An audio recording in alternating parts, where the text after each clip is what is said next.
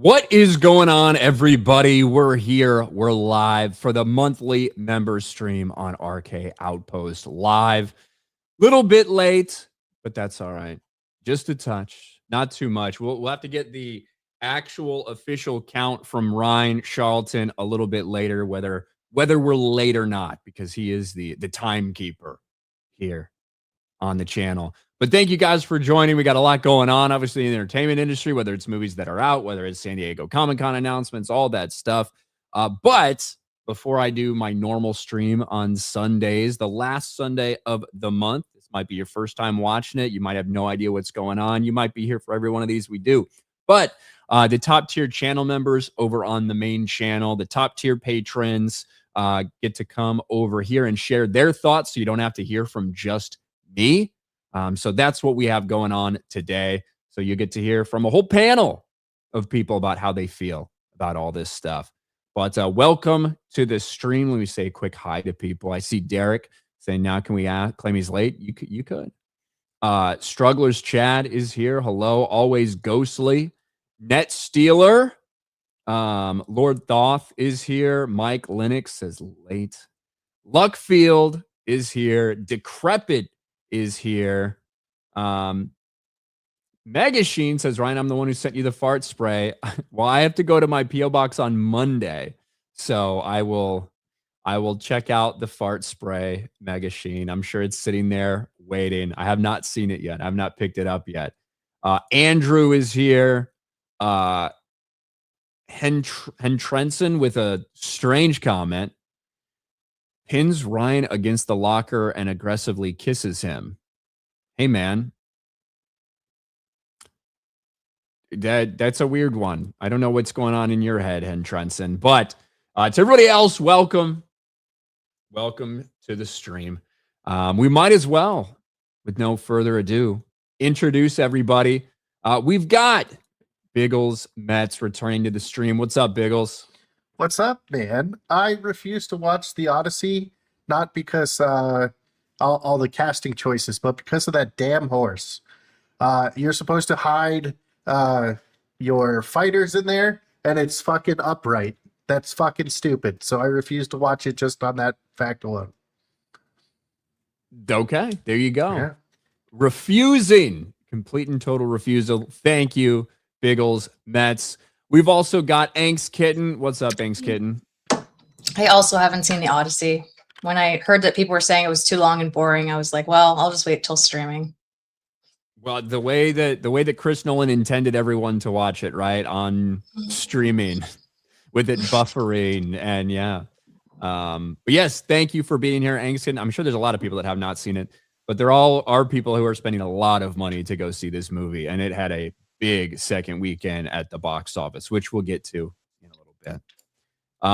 Mr. J, I'm sure you probably didn't watch it either, and I'm sure you're probably not very happy. I've watched a ton of the Odyssey, just not this version, and I refuse to watch this version because it's a rape of my culture and history, and I will not feed that. It's probably a great movie, don't get me wrong. The acting is probably great, and the cinematography is probably great, yada yada yada. I don't give a shit.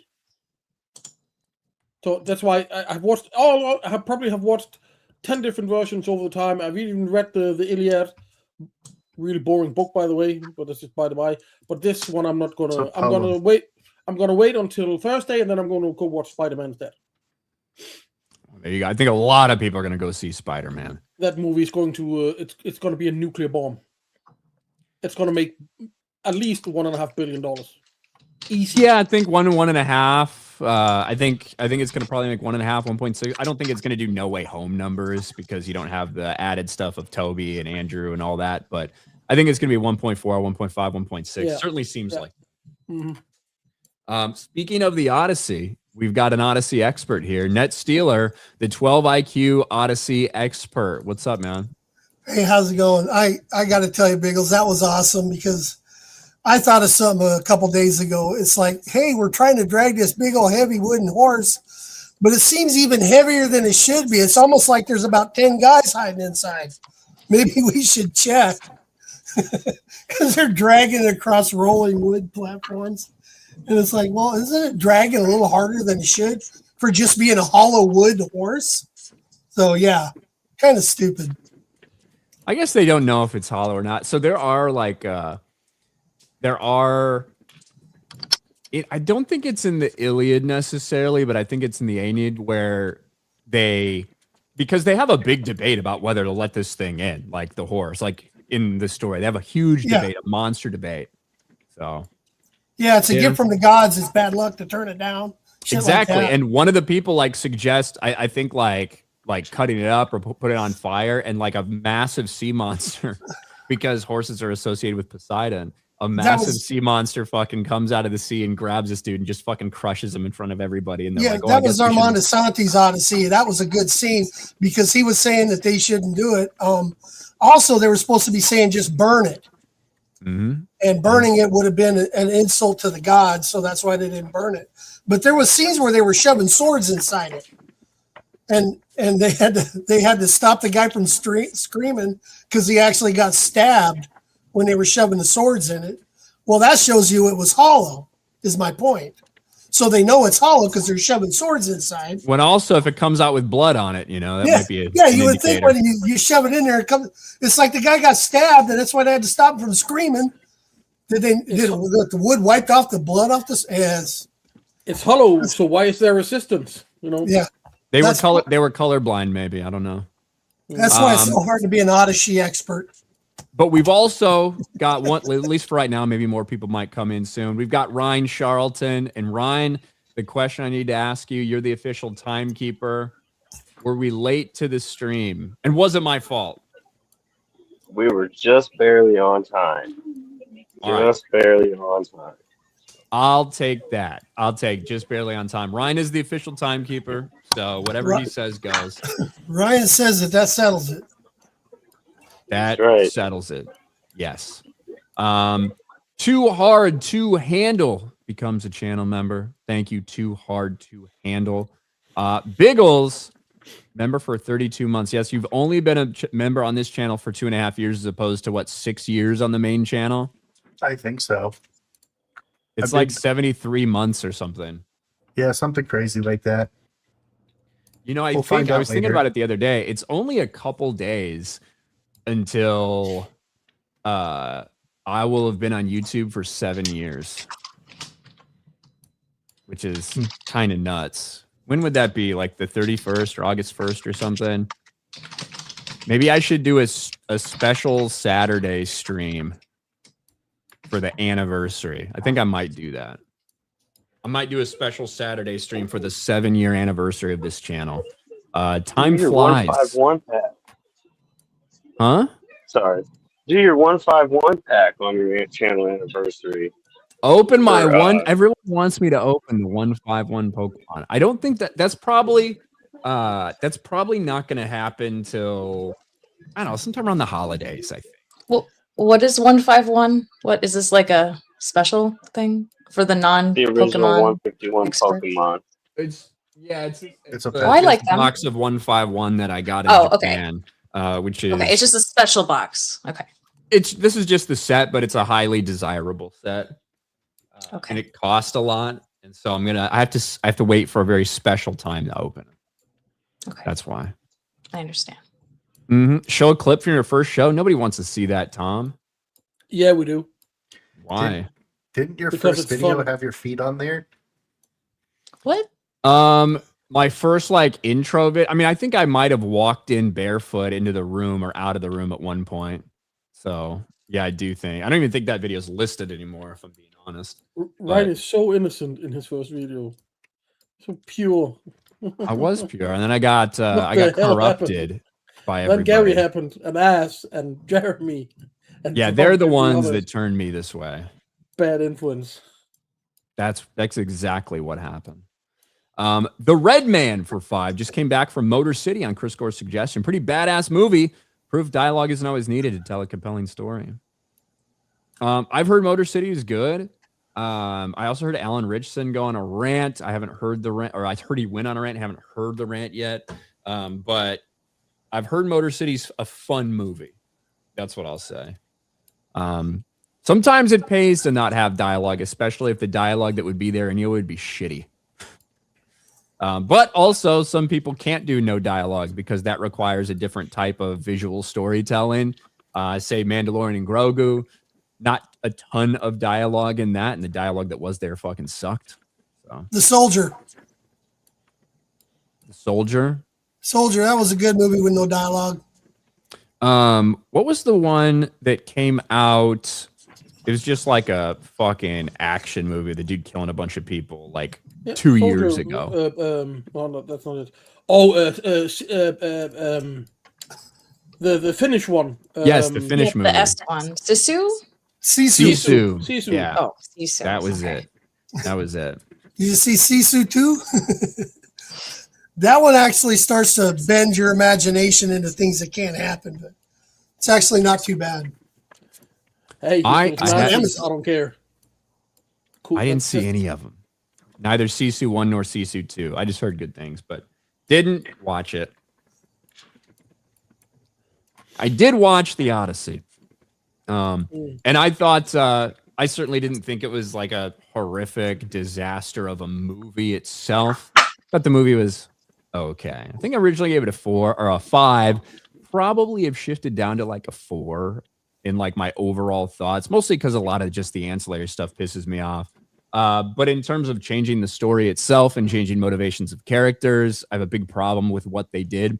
However, that has not affected the way a lot of other people in the world have been flocking to see this movie. I know a lot of people, even in my streams last week, said this is going to fall off. And I said, one, I don't think that it's being received as negatively by the general audience as it is maybe from our space. But also, people had pre-bought tickets to IMAX. People were going to see this thing the next weekend. It's going to have a good hold. I was expecting a good hold. It was an insane hold. The Odyssey holds strong worldwide, cum near 648 or 640 million. And just domestically, it only had a 30% drop with $87 million in the second weekend. So it is going to be big. It is going to be over $1 billion at this point. I feel fairly confident saying that. I don't think so. What's that? I don't think so. Why not? It's got Sunday left, right? And then Monday, Tuesday, and Wednesday, and on Thursday, it's going to die. I've just what I've seen for my local theater. We have a really, really, really great theater here, right? When I compare the number of tickets sold for the Odyssey at its first and second weekend, and then to Spider-Man, there's more than 3 times as many tickets sold. The big screening rooms in our cinema are basically sold out. That never happens, and I do believe that because going to the cinema is expensive. I mean, you $100 if you are a family, it's gone really, really fast. And if you have to choose between, well, the Odyssey, which is it's not really a happy-go-lucky family, a movie, or go see a movie, with your friendly neighborhood Spider-Man and some Marvel, people are going to choose the latter. And I think on Thursday, I think it's going to die, and I don't think it's going to make this Sunday. This Sunday, let's say it's going to make another, worldwide 50 million, right? Ish. 25 million in America and then 25 million for the rest of the world. That means it's on $700 million. Okay, it's not going to make $300 million in 3 days. I'm going to be honest. I think that's crazy based on the pace we've seen, based on this hold. And you're right. There are going to be more people, and it's probably not even going to be that close. There would be more individual people to buy tickets to go see Spider-Man in the opening weekend than went and saw Odyssey in the opening weekend. But there's a big difference, right? Because you have a superhero movie in which people are kind of trained to go and necessitate prioritizing going opening weekend to any theater they can to avoid spoilers and stuff like that, as opposed to a movie like this where you already have people who have purchased tickets 3 weeks, 4 weeks, 5 weeks out so they can see it in the theater that they prefer, like a big IMAX theater, which they charge a lot more for. I don't think the movie's even opened in China, Japan, and Korea yet. I think those will be, I'm not saying those will be like blow people away, but typically they're decent Christopher Nolan markets. I think this is, it's not going to have as strong of a hold or as strong of a third weekend as the second weekend because, no shit, but I still think it's going to be pretty solid. Like, it's just, It just is what it is. I'd be shocked at this point in time, even with Spider-Man coming, I'd be shocked if it didn't make $1 billion. Everybody talks about normies and how they like to go see movies like this. And you got to remember, there's 1,700 IMAX screens that are not 70 millimeter. That's what's going to be the hold. The 70 millimeter IMAX screens, there's only 41 of them in the world, 35 of them in North America. So almost all of them are in North America. That's only like $6 to $8 million per weekend in total box office. But everybody's going to, this movie was entirely shot in 70 millimeter. So if I were to go see it, I'm waiting for it to come out in my local 70 millimeter IMAX screen. And that's what I want to see if you're going to go watch it in IMAX at all. The 1,700 other screens, well, that you're losing 30% of your visual screen there at least, if not more, because the screen is smaller. And they actually use dual projectors on it to kind of fill in for the IMAX that you're not getting on a 70 millimeter IMAX. So it is going to be better, and that's why people are going to see it. But I don't know how well the 1,700 screens are going to be able to hold, because nobody's going to see it in regular theaters. I can go see it right now in a regular theater. I can't see it in IMAX because there's one in Tempe and it's sold out for the next 2 weeks. I checked. If I check my cinema on Saturday, which is normally the big movie-going day, our local cinema, it has 4 cinema rooms, right? One with a room for a couple of hundred, and then 3 small with a room for a little more than 100. The big ones doesn't even show the Odyssey anymore. From Friday next week, it's already out of the big room. That's how little faith they have it in that movie now. That on Friday, the day after, you're talking about a podunk little theater. No. Is now prioritizing Spider-Man's release. Yeah, my point was the 1,700 IMAX screens are still going to be showing Odyssey. The Spider-Man is not going into any of those 1,700 screens. It's just not. Spider-Man is not shot in IMAX. There has no IMAX scenes in it. There's nothing there for the IMAX screens. So there's no point in putting Spider-Man in those 1,700 screens. That was kind of my point, where Spider-Man's not going to take that from him, but it will take the audience. Maybe not the screens like you're saying. The audience will be gone. That is a good point, but I still think people are going to go see 2 movies a week. Now, if I were to see the Odyssey, I definitely would be going to see Spider-Man 2. I don't think I'm going to go see either one of them right now. Just to strike. And look, maybe you're right, Mr. J. Maybe it'll have like a massive fall off and drop off. But I think the reality has to kind of be accepted that even if I don't like this movie, even if a lot of people view this as like a rape of Western culture and things like that, the general audience that's going to pay to see this movie, I don't think they feel like that. Or at least they're not picking up on it, or maybe they don't care to a certain extent. And there's a lot of huge Christopher Nolan fans as well, like just in general.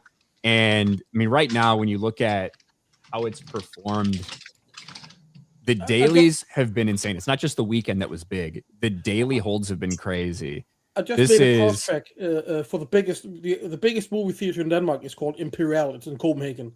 And on any given day, it's got like 12 rooms. It can probably hold, I don't know, 3,000, 4,000 people at once at some point when all the theaters open.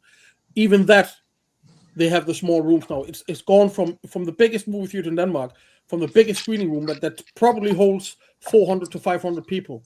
It's already there is no Odyssey there more. It's been confined now to the smaller rooms in Imperial. With, let's say, they probably have 200. They're like our big showing room here. That's a small room in Imperial now. That's because they know how fucking many tickets they are going to sell for this Spider-Man. It's going to be insane. Everything, it's just sold out for the first week. It is, but let's not forget, it wasn't that long ago when we had Barbie that was filling up all the regular screens, and Oppenheimer in a lot of the big premium formats, including IMAX and things like that. Yeah. And they were released at the same time. Barbie made 1.5 billion, and Oppenheimer went on to make 950 million. Well, Odyssey started way bigger than Oppenheimer and is held better than Oppenheimer. I know, but I'm just saying that there is a there is an indication that the big movie theaters, at least in Denmark, I mean, it's just a small country, 6 million people. I think the Odyssey sold like 80,000 tickets in Denmark in the last 2 weeks, maybe 100,000, I don't know. Yeah. But it is an indication. And the other thing is, the other thing you got to think about, because people are paying such an extreme price for the IMAX or the LIMAX, if it's not 70 millimeter, the LIMAX, the premium screens, all that shit, right?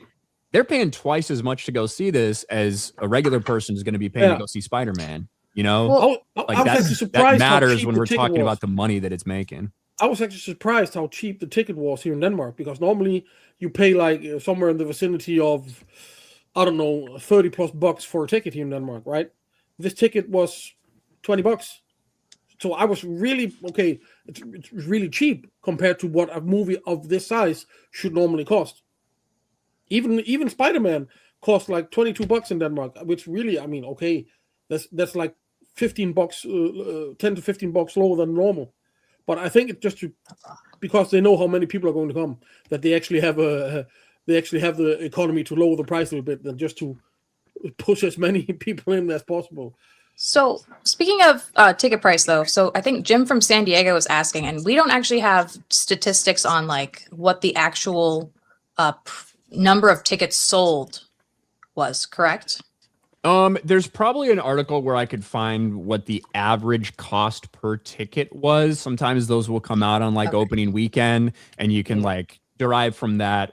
I don't think we get that reporting as specifically anymore. But you can get a good guesstimate for what it is overall. And certainly number for the Odyssey is going to be far smaller than, say, I don't think the Odyssey will get quite to 1.5 billion. But we should point out the Odyssey is tracking similar to Top Gun Maverick. Like that's one of the best comparisons we have numbers wise right now for this. It's doing very well. And say it finishes at 1.5 billion. I don't think it'll quite get there, but I think 1.2-ish for Odyssey is kind of now my guess. But let's say it finishes 1.5 and Spider-Man finishes at 1.5 billion. Spider-Man will have sold a lot more tickets. A lot more people will have gone to buy tickets to Spider-Man than the Odyssey, but those eventual numbers will still be around 1.5 billion. And look, I think that number of tickets sold is a really good indicator and a good thing to know. I think it's a little more important when you're talking about, say, a franchise like Marvel. I think it's more relevant for Marvel and Star Wars and things like that. These franchises are going to have multiple entries than it is for, you know, kind of a standalone movie like the Odyssey.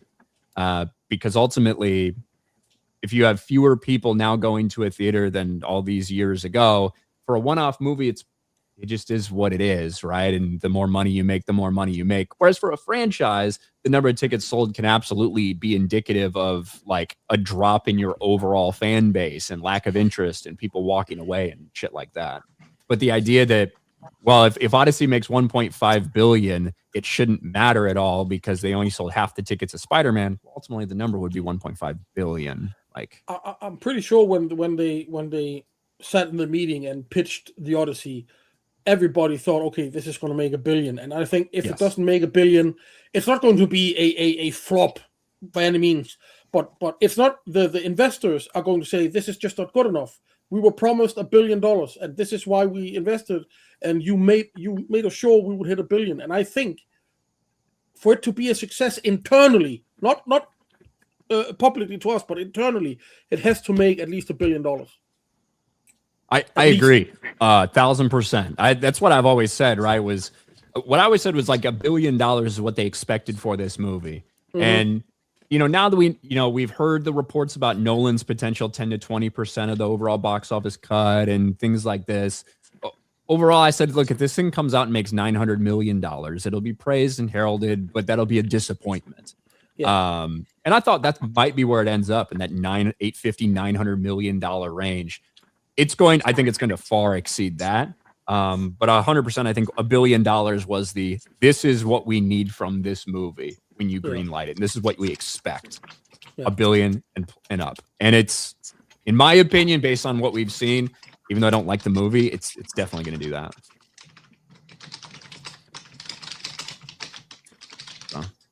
So, and, you know, sometimes sometimes people might not want to hear that, but I think it's important to just I don't think that trying to find every desperate cope as to justify why this or why that, when the reality is like sitting right in front of you, even if you don't like it, even if you didn't particularly like the movie, even if you don't like what it represents, I think you just have to be genuine and honest about it. And you know what, 10 years from now, maybe if this movie makes $1.3 billion and is viewed as a masterpiece right now by some people, maybe 10 years down the road, it's looked at very differently. We certainly have seen that happen, or maybe it'll be held up the way it is now. I don't know. There'll be warnings on it, warning labels. Doesn't represent Western culture or some bullshit like that. Yeah. There's no such thing as bad press. I don't know how much it's helping, but I'm sure it's helping a little bit. The fact that it's in the news everywhere. You see the commercials on TV are still out there. Well, and everything online is about the Odyssey. So crying out loud. Let me do an example, Net Stealer, because I know you're kind of old. So you grew up in an era where all press is good press, truly. I don't think that that's the case anymore, right? Because we've heard some people that have YouTubers shouldn't have talked about this. They made this thing more successful, blah, blah, blah. And it's like, oh, so the same way that we made the Marvels successful, like the same way that we made the Acolyte successful, Snow White, things that were talked about for months and months and months, constantly in the news cycle, constantly being talked about. And it's like, no, we didn't. Those things failed because people didn't like them. The Odyssey is succeeding because I think in large part the people that have seen it have liked it. And a lot of other factors going into it, the pre-sale tickets, the built-in Nolan fan base, the star-studded cast, all of that shit, but I don't know, that's totally true. I mean, there is a point about that if you didn't like something, nobody's going to go see it. That's not really the way it works. It's just not good. I kind of mentioned a couple of streams ago of these member streams that, is it the actor that's bad, or is it actually just bad dialogue? And I started watching for that, and it's actually both now. I can't stand the actor or the dialogue in a lot of crap we got now. There are so many shows that are on TV and movies coming out that just dog shit acting and even worse dialogue. I mean, if I have to hear one more time the phrase, "You don't understand, you have to believe me, no one was supposed to get hurt," I'm gonna fucking throw up. Because that is in almost every TV show now.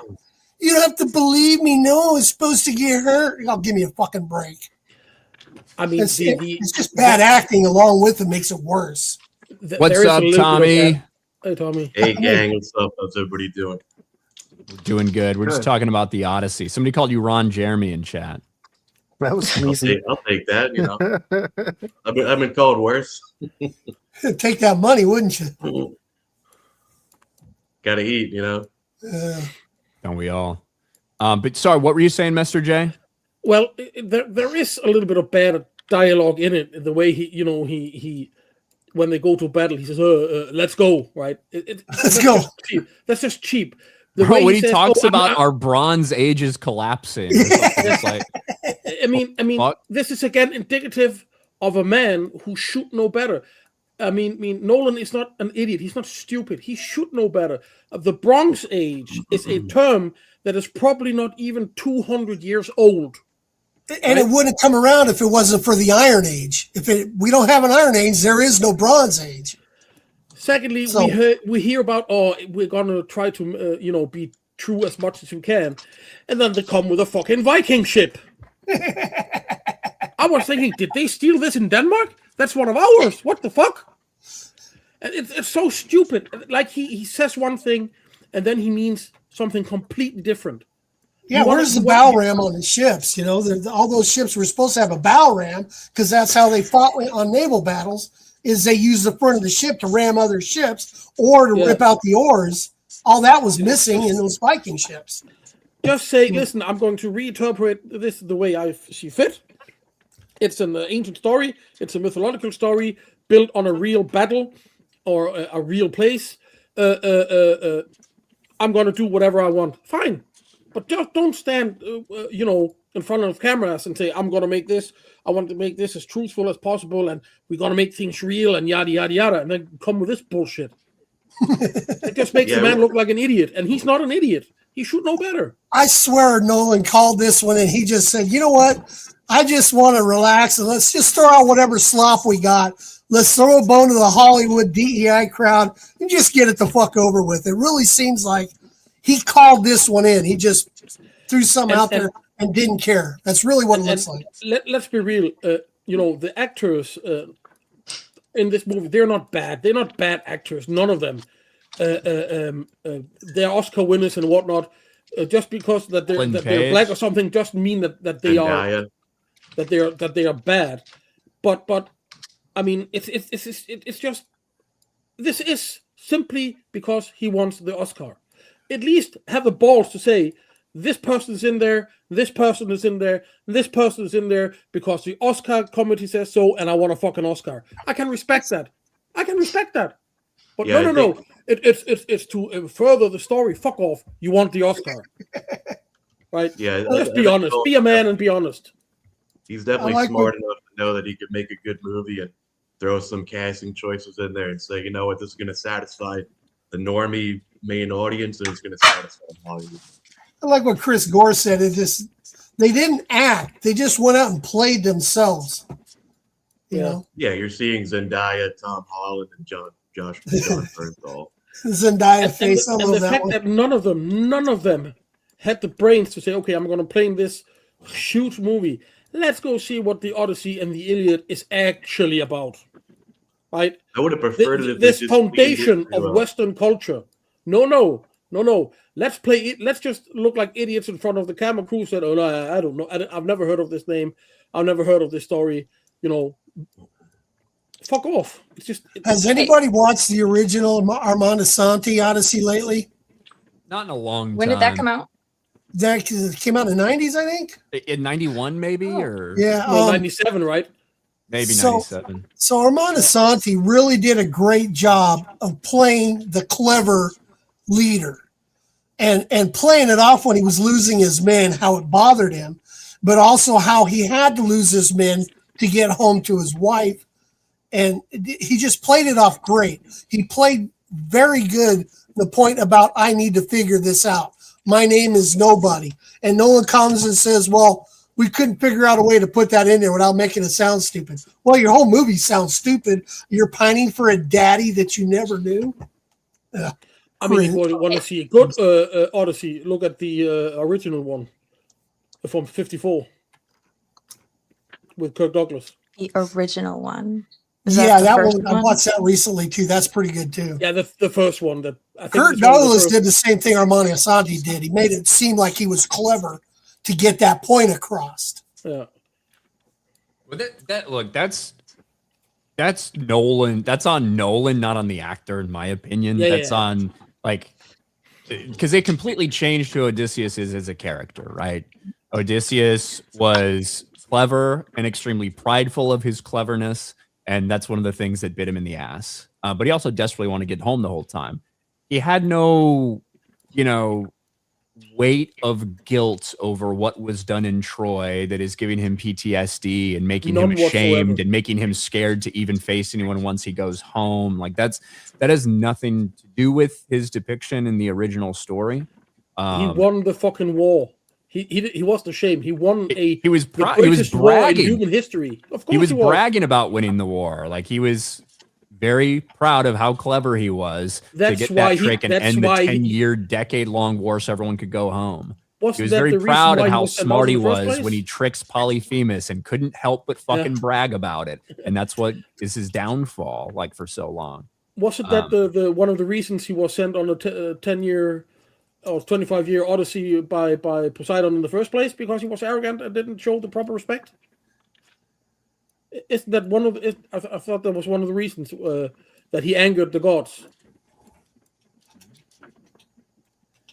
And I don't like, is just complete personal preference, the idea that the gods aren't really present in this. Now they are mentioned. Zeus is mentioned over and over again. Poseidon's mentioned. We have Zendaya, who I believe we are supposed to The audience is supposed to be split when you come out, whether you think that Zendaya was actually Athena or whether she was actually just kind of him imagining Athena because of what he went through as a way to deal with all this shit. I think you're supposed to be arguing about that when you leave the theater. I think that's how it's intended. But you can absolutely walk out of this movie with the belief that the gods aren't real. And I don't like that. I think the presence of the gods in the story is Odyssey, really important. they are real. They are real. I mean, John Gets Gaming. I might have brought you in before you're completely ready. What's up, man? No, that's fine. I was just pouring out some Mexican Coke. Anyways. All the good stuff. There's real sugar in that. no Bro, molasses. some people get so excited for Mexican Coke, and I'm like, you fucks, just eat the artificial shit. You don't actually care. Is it really that big of a difference? No. It does. I got some in my fridge. It does. I think it tastes better. I like to drink it out of the bottle. Though. I don't give a shit about the health stuff. I just think it tastes better. Tastes more a like touch Pepsi. different, but It's good. It's the hangover cure, you know. It's the same attitude I have with all this Maha stuff. I'm like, well, if it makes shit taste better, then fine, but don't make it taste worse for my health. thank you. Cool. If Red Dye 40 is what makes something taste good, you better fucking leave it in there, motherfuckers, or even just look appealing. Listen, we have to die from something. Just give me some red dye. Come on. We won't talk about my last experience with Mexican Coke. So Yeah, what kind of Yeah, Coke? We're all dying every day. So let's put Ryan, it this way. Let's put when it was the this last way. time you were at Taco Bell? I was having a problem before Gary had the problem. That fucker was copying my ass.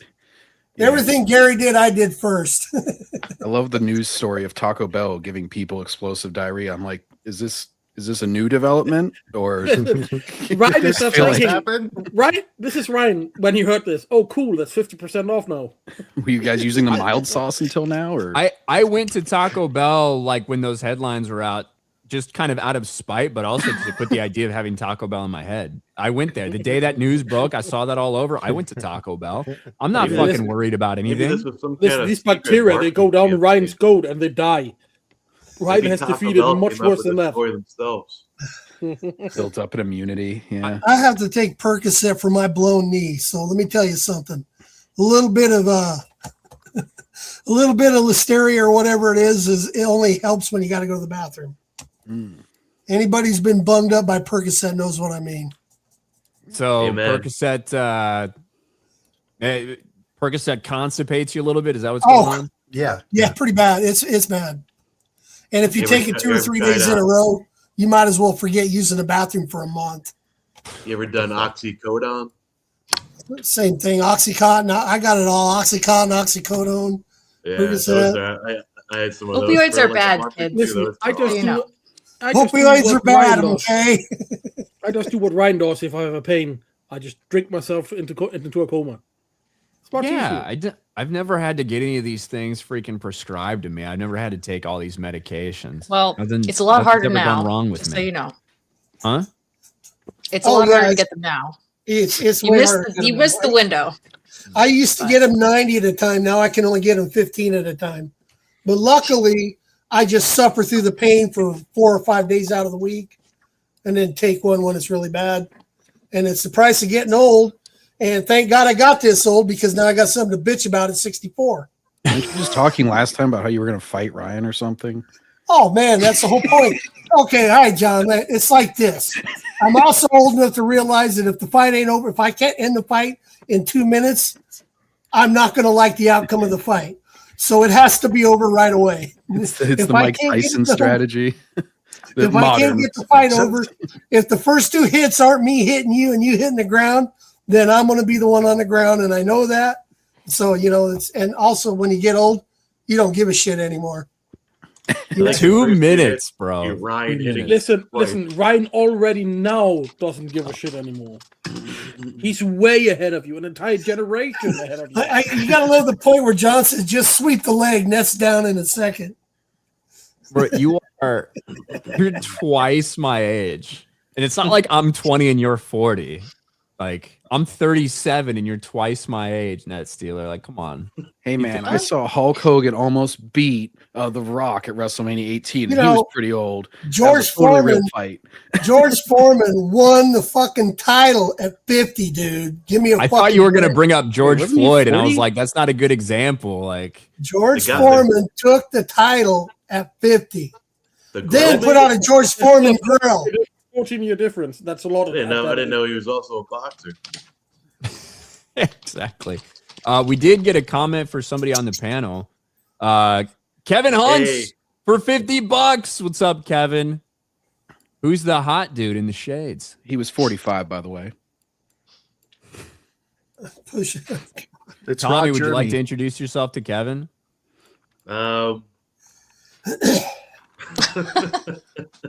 Don't be a prude. I used to know Tommy's Kevin Hunt. speechless there. Tommy's like, I knew I put these porn glasses on for a reason. Let's go. I think my cheeks are going to be more red than the shades if I get more comments like that. Yeah. There you go. Well, Thank Son you, of Ron Kevin. Jeremy look there. All right. Very Thanks, flattering. Very flattering from Kevin. Luckfield for 2. Spider Dusty. Not quite the same, but Rolls off the tongue. I do think both are going to do very well. The Red Man, 4 movies in theaters this year. Enjoyed them all. Scream 7. Yes, enjoyed. Project Hail Mary, Obsession, and Motor City. One on my phone, Odyssey. Nah. I got to watch Obsession and Backrooms. I think both those came out while I was in Japan, and I never really got on the fucking run. Not in the mood for those. horror until like at least mid-August. We got to get into a little. We got normally like fall season, and those are both horror movies. So Yes, you gotta have some darkness outside, not this short summer or light summer night here in the summer. Gotta have some darkness and some storms and some rains and some, David Smart Jr. for 2. So Hunter Schafer is the new Blade Runner. Fuck my life. Hunter Schafer is in a new Blade Runner. Yes. Blade Runner and it's going to- 2099. It's going to tank. Well, Sleazy is also joining the stream. What's up, Sleazy? What in the world is this podcast today? You got like 2 boomers, a ginger, Ron Jeremy, and then Bagels? Yeah. I'm the normal one. It's been a little crazy. I'm not going to lie. Well, now that everybody's here, I want to thank everybody at the end of the stream a couple months ago. When Ryan left and there was still about 5 people left in the stream, you brought back my childhood.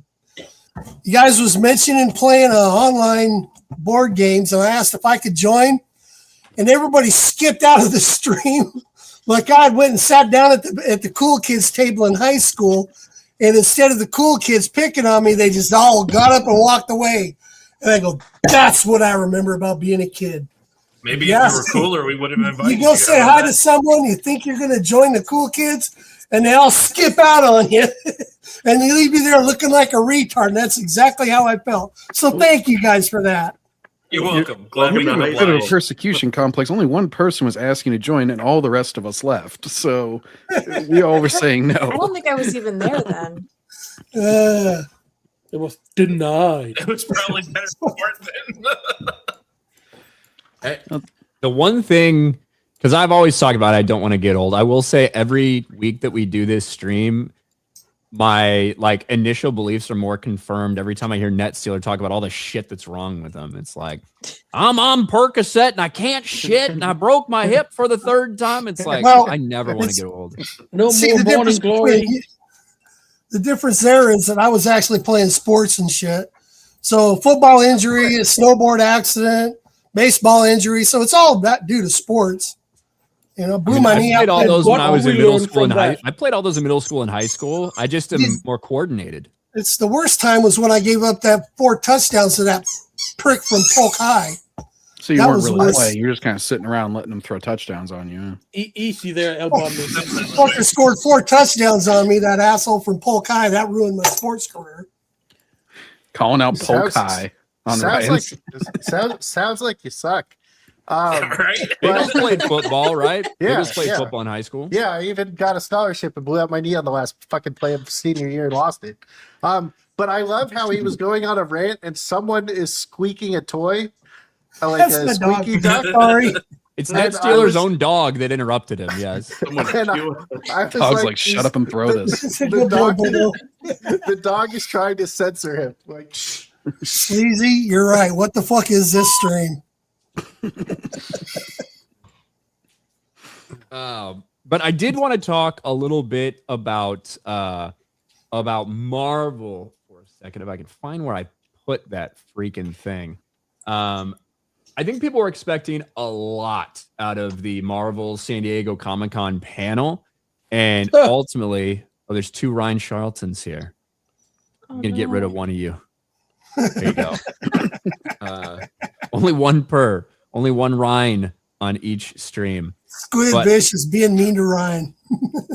I think people were expecting a lot from the Marvel San Diego Comic-Con panel with upcoming Doomsday. And there was another sneak peek trailer for Doomsday, some kind of extended scenes of things we'd seen already, a little bit more Doom backstory. It's kind of leaked online. It keeps getting taken down. But some more exclusive Doomsday stuff, but not anything too revealing or too explicit. And then we got 2 announcements. The biggest one probably that Ryan Gosling is going to be playing Ghost Rider. Not Black Panther? Not Black Panther, no. Oh, okay. Ryan Gosling did get brought up there, and there was Black Panther 3 announced, but that will not be him. Instead, we are getting T'Challa's son officially in a Black Panther 3 movie. Those were the 2 big movies. But overall, when you look at kind of the crowd reaction and stuff like that, I think people were expecting more from it. I do think they're trying to play things close to the vest because I don't think they want to reveal too much about what their plans are for after Secret Wars because they want that to happen. Ultimately, a Ghost Rider movie, a Black Panther 3, all of this depends on whether Doomsday and Secret Wars actually leave people with a good taste in their mouth or not. Because it doesn't really matter if Ghost Rider comes out in 2028 and fucking Black Panther 3 comes out in 2028. If Doomsday and Secret Wars don't do what they need to do, it's not really going to fucking matter. I can't. I don't think it matters now. I can't see this movie make money. I just can't. I can't see. You have to make $2 billion for this movie to be profitable. How? Are you talking Doomsday? The Doomsday, yeah. Oh, okay. I think it's going to be big. Where are they going? No, I don't think so. I'll say this: it's not coming out till December 18th, the same day that those tickets were made available on their bullshit like Infinity. In other words, we're going to show it on the same screens you've been watching on, but a little bit early. They were all pretty much sold out. I think I got like the last like non-directly in front of the fucking screen seat. You can count on 2 hands how many movies in all of human fucking history has grossed $2 billion, right? It's never going. People they want to see Robert Downey Jr. Sure, but not as fucking Doomsday. So my gut instinct, and we'll see what happens when we get a little bit closer.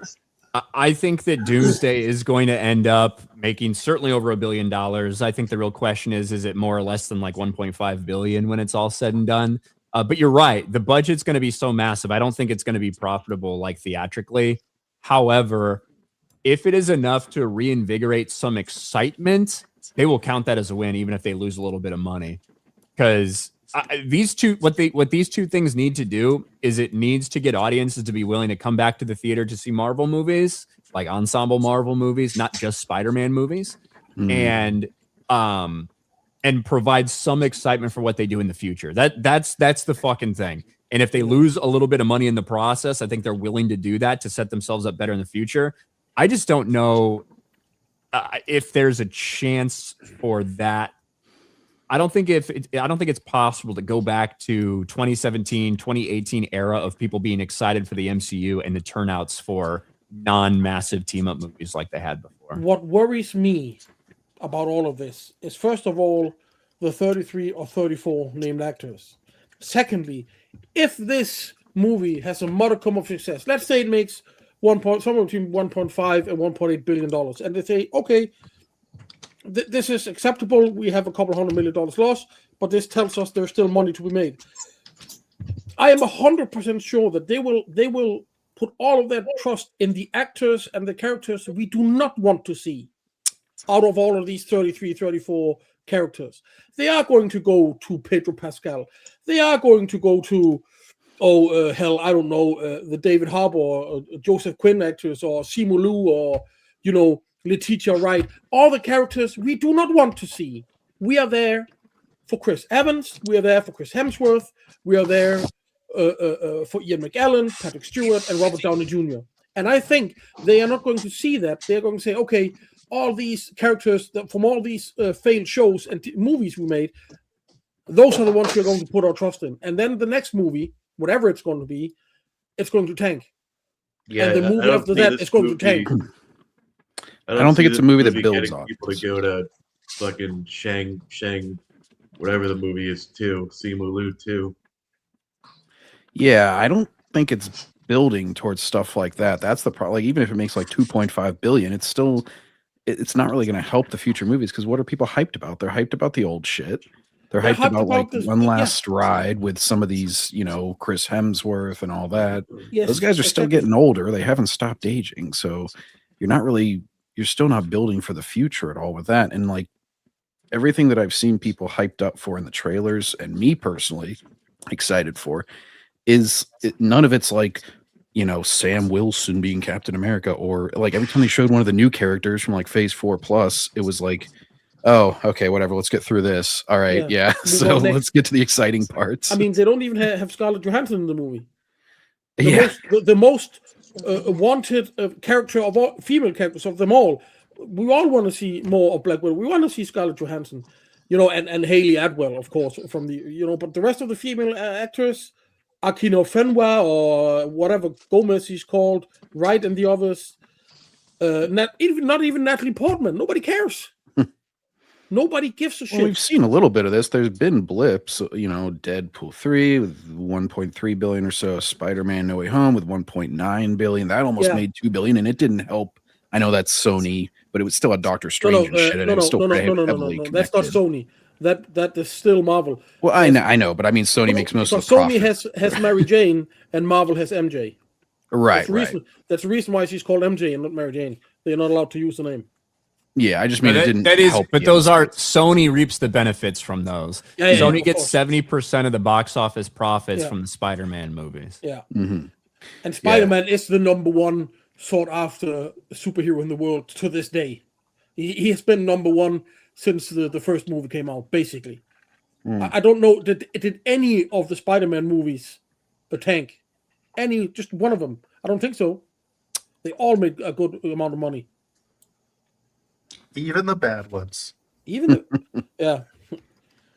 I think what they have to do is, I think what this is going to be is a reattempt at what they tried to do in Phase 4 and like reintroduce a bunch of like newer characters, whatever. I think that if they were smart, that what they would use the opportunity to do would be because they're probably going to kill off a bunch of the X-Men from the Fox universe in this movie, in Doomsday.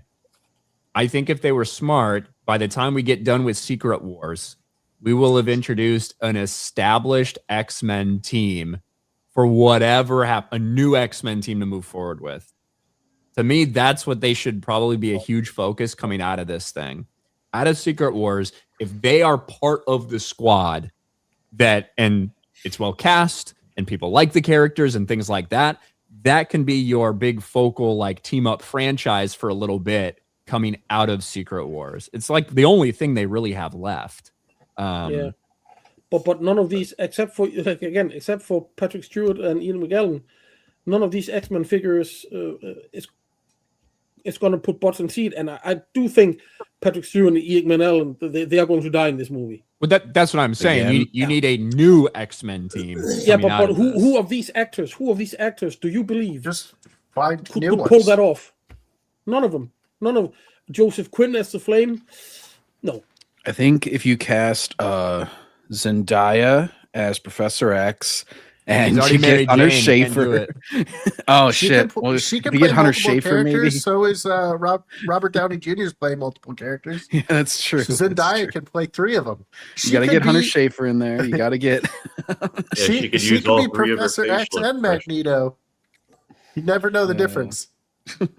Who's that? And by the way, didn't Heimdall die? By the way, Has Bella Ramsey been anyone in the MCU yet? I think we can still throw her in the new X women because we got every time updated. there's a big controversy about anybody, fucking Daniel RPK suddenly has an inside scoop that Marvel's been in discussions with Bella Ramsey for a potential role in the MCU.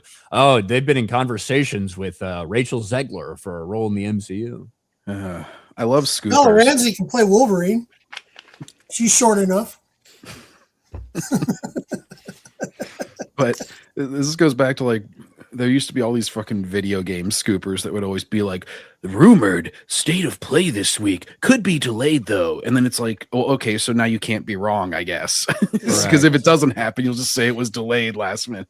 Yeah, they're It's like, like, hey, well, they're they just talked in with talks. Bella. I mean, it just means they fell through type of thing, you know? It's like, oh my God, put something on the line. Be like, for me to believe you as a scooper, you got to like definitively say like this will happen before an official announcement. But they never do that. Ellen Page, yeah, that's true. They could bring Ellen Page back into Marvel. I don't know why. Haven't heard anything about her coming back for some reason.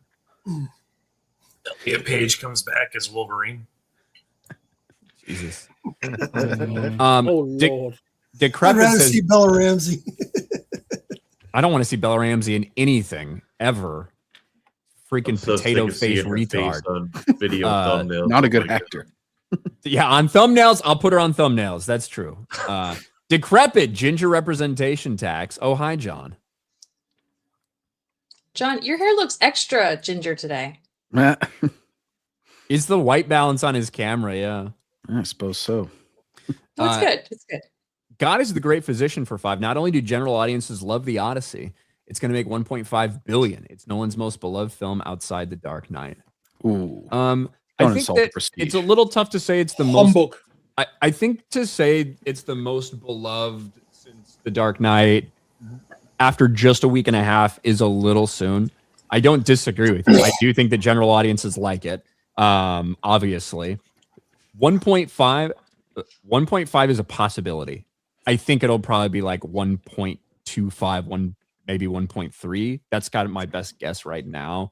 1.5 could actually happen, but I think it's a little early to say that, especially we'll have to see how Spider-Man affects it. I don't think the box office is ever a good indication of the quality or if a movie's going to exist in the cultural zeitgeist for more than like a year or two. I mean, there's plenty of movies that make $1 billion that you're never going to watch a second time or even talk about years later. Look at the new Jurassic Park movies. They're terrible, but they make $1 billion. I think this movie's going to be forgetful. Avatar, same thing. There's movies that make $1 billion. And yeah, it's a financial success, but it's not good art. No one's going to be talking about this. 5 years later, you're going to have to distinguish between the Nolan Odyssey or the Brad Pitt Odyssey. Oh, hold on. Why did you put Avatar in that? The third Avatar movie has made the greatest memes ever about white dudes dating Asian women. I have loved those memes so nothing wrong with that. It remains culturally relevant for sleazy. Okay. Well, I mean, look at The Dark Knight compared to The Dark Knight Rises. The Dark Knight Rises made a lot of money. Obviously, isn't looked upon the same way. And yeah, whether you want to look at a Captain Marvel or Force Awakens or Last Jedi, there are examples we can throw out there. But yes, just because a movie makes a lot of money doesn't mean it's good. However, it does mean that there were a lot of people willing to invest their money in it at that time for a variety of reasons. And all of these things have different reasons involved, whether it's just a fun factor like the Jurassic Park movies, whether it's investment in a cinematic universe, or whether it's truly people that are enjoying the movie and feel like they trust this director and like that director's things. Look, Nolan, everything he's put out has been liked by the critics, liked by the audience, and done well at the box office. In general, that's been the case throughout the past 20 fucking years. And this movie seems to be playing right into that as well. I have big problems with this movie, but I am not the general audience. So I don't think this is going to be the same as like Interstellar that we're still seeing memes and talking about 10 years later. We'll see. Kevin Hunts for $50. Kitten's got some yams. Well, see you later. So this is the first time I've heard yams not used for thighs. I haven't heard this phrase at all. What yams is used for thighs normally? Yeah, or like an ass. Ah, I see. You're not old enough to know those references. I don't know. Kevin, thank you for the $50 super chat. I will take a shot for you over on my stream that I'm doing in a couple hours on my channel. Thank you, Kevin. David Smart Jr. for 2. Is anyone watching Pinocchio horror movie this week? No. What's it called? What's the title? Pinocchio. Oh, just something. Pinocchio. Pinocchio something. Well, he said it's a Pinocchio horror movie. I guess it could be called Puppet or something. Who knows? Has anybody seen the new Evil Dead? Evil Dead Burn? No. No, again, it's on the back burner, so to speak. Geppetto's Payback. Till September. Geppetto's Payback? Is that what it's called? Yeah, no, that's what I would call it. Geppetto's Payback. Pinocchio Revolution. Pinocchio Revengeance. Let me look. Pinocchio. Revengeance. Pinocchio Unstrung. Unstrung. Yeah. Ooh. I wonder if they'll play They Got No Strings on. Close. Take But them up with a cigarette. You could That's our 100% parody make name. like the middle part of Pinocchio is a fucking horror movie, basically. Like on what is it, Pleasure Island or whatever? That scared the fuck out of me as a kid. Like I think like Turning into donkeys and shit. Yeah. yeah, that scared the shit out of me. Even the whale scene is kind of scary, like if you're a kid, maybe, but you could 100% do like a really fun, like this little kid is just like this little wooden fucking puppet that's going murdering people, and like it's just somebody's like terrified of what's going on, and you see him like slowly walking through a door when he's like, I've got no strings on me. Like holds up a knife. You could do that shit. Come on. I mean, it's basically Child's Play, only with a wooden doll this time. So it's definitely doable. There's a lot of horror movies coming to the theaters the next 6 months, like Ice Cream Man.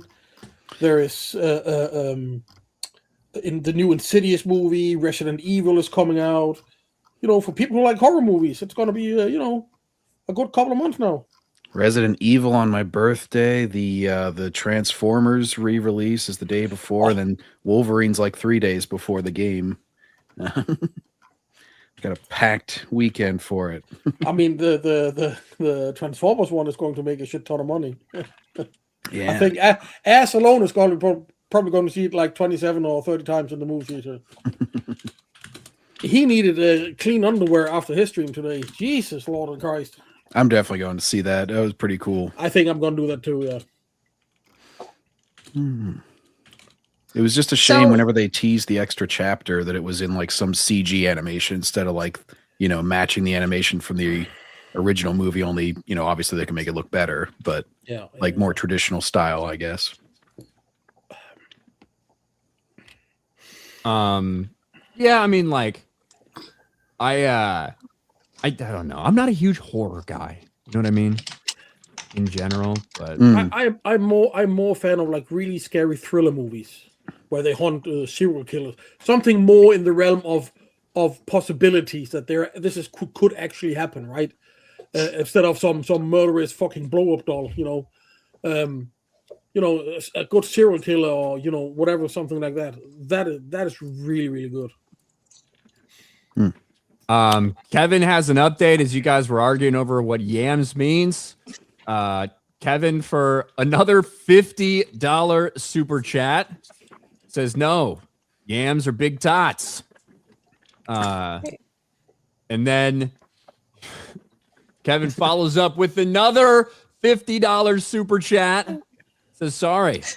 Just trying to give a compliment. I'll see myself out. I'm just picturing the next Sydney Sweeney commercial where she sponsors a yams company, and she's like, Sydney Sweeney has great yams. That'd be great. Pisses everybody off again. Give me 50. All right. Well, encourage people to eat more yams. Yams, yeah. Thanksgiving, I'll be thinking a little bit more about eating yams, I suppose. But thank you, Kevin. Appreciate it. It thanks like Ryan's version of Jeremy's Sydney Sweeney clip. Is that what's happening here? I'm just picturing the Austin Powers scene where they're naked and they're like holding, I think at one point it's like watermelons or something right in front of her as they're like masking them from the camera every time. Oh man. Didn't they do a scene like that in the new movies anymore? The new God, freaking I can't remember. With it used to be played by in the new Naked Gun. Didn't they do a new one like that? Oh, I didn't watch it. Yes, they did it. I didn't watch it. Gosh, I watched that. I think I vaguely remember the scene you're talking about. It's a hard watch because it's a legend that he's replacing, right? It's a legendary actor. It's a turkey baster, isn't it? Yeah. Oh yeah, the guy's like watching through the window and he sees like the silhouette of all the like perverted shit happening, but then like you go in the actual room and I don't think any of it was like actually happening. It was like a turkey baster or something. Yeah. Arcuz Ray says Ryan not much of a horror movie fan, but knows more about serial killers than any person should know. I like the real life fucking stories of this shit. Okay, at least you're not like these women that are writing love letters. Because fucking middle-aged white women love serial killers. Yeah, that's why Netflix keeps making those documentaries. I keep watching them. I'm not the target audience.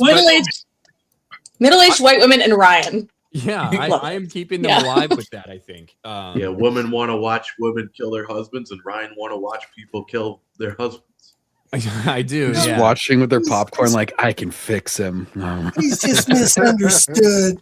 Well, it's like interesting, right? Like these guys have different motivations. You've got Ted Bundy, who's just killing hot women. You've got Ed Gein.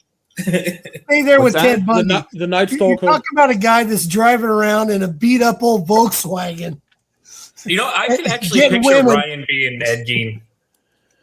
The guy gets all the hot women driving around in a beat up old Volkswagen. That's a skill in itself. So you got to give respect to Ted Bundy there.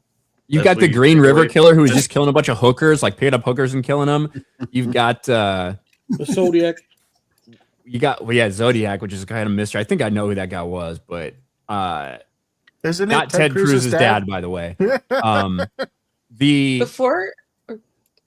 You've got the what's his freaking name? The dude from Chicago, the clown. Oh yeah. Was Gary? No, hold on. The fat man. John Wayne Gacy. Yes. John Wayne Gacy, who just killed a bunch of kids, like who either wouldn't have sex with them or because he thought they were gay, and he was really like punishing them for being gay, even though he was gay himself. Like, all got different motivations, which I find interesting. You know? Who was the other guy from Los Angeles? Not the Night Stalker. He came just after. There's a documentary on Netflix about him. Oh, the Night Stalker? Is that who you're talking? Yeah, no, not the Night Stalker. It was one later. Zodiac. No. O.J. Simpson. There is a documentary about him on. We're talking about killers, not O.J. Simpson. And he's like, he's like really spooky. This guy, he's really out there. Before I went to college, my friend's mom made us watch the Ted Bundy documentary. Cause like, I guess she thought it was like required viewing before we went to college. Like because he killed a bunch of college girls. I guess. I mean, I did watch it. It was kind of disturbing, but look, Ted Bundy is such a disappointment because Ted Bundy escaped twice, right? One time he got recaptured, but like the second time, or this might have been the first time, I don't remember, but he escaped and he could have gone. He could have got out. He could have gone anywhere. But instead, he just goes to the nearest campus, which I believe was Florida State University, and could not control himself and just goes through a sorority house, fucking raping and killing people. And it's like, bro, you could have like had your fun, done what you did, and then bounced, and you could have been gone. And you would have been like legendary for a different reason. You could have been legendary because you did it. Everybody knew you did it. And then you escaped and fucking disappeared into the ether. That'd be crazy, right? Because there's a lot of like there's a lot of serial killers and nobody never knows who it was. But everyone would have known it was you. You would have got fucking arrested and you would have escaped. By the But way, instead, you couldn't control yourself for long enough and had to go on like on an 8-woman killing spree at a packed college sorority house. You fucking idiot. It was the Night Stalker, by the way. It was the Night Stalker. The other one I thought about was the Hillside Strangler. So it was Richard Ramirez, the Night Stalker. There's a documentary about him on Netflix. He was scary. Jesus Christ, he was scary. Man, I was starting to notice a trend that Ryan was talking about, just killing women, and then he got to kids.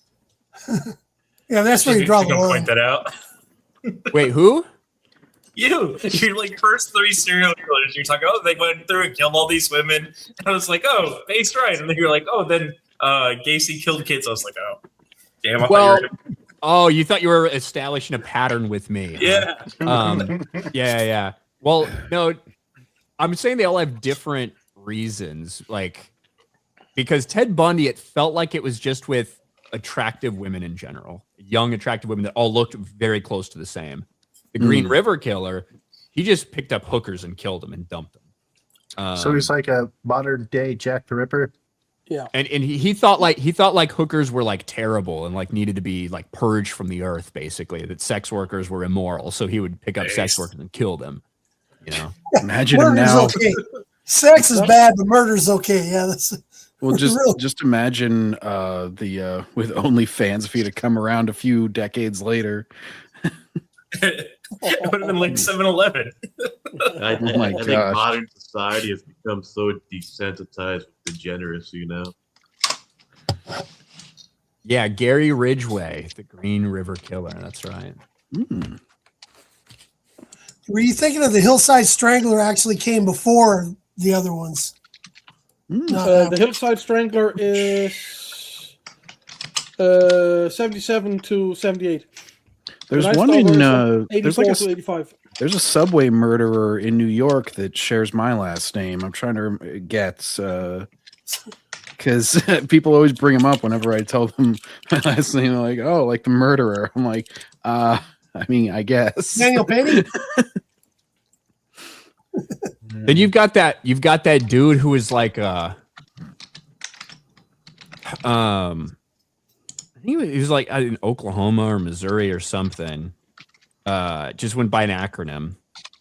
BTK. Bind, torture, kill. That dude BTK, killed like a bunch of different people in different ways across like 2 decades. It always seemed like very 25 years random. ago, isn't it? It's fairly recent, like 25 years ago. Yeah, I think we heard about him in the 90s. Yeah. But he was just some unassuming, like 60-year-old dad, and they caught him because he was so desperate to like communicate with the police and like trick the police and like brag about how smart he was. And he sent them something, and they were able to find that it came from a local church computer. And he was like some sort of leadership position at that church, and they fucking found him that way. These people, man. Oh, my mistake. I think Getz was defending himself, apparently. Well, that was his story anyway, from 4 black teenagers on the subway. And managed not to, he shot all 4, didn't kill any, paralyzed one. Okay, I had vaguely heard the story, but I hadn't, let me guess, he was white? Yes, he's a very white-looking man. Well, obviously, he's a bad guy. It wasn't just white; it was very white.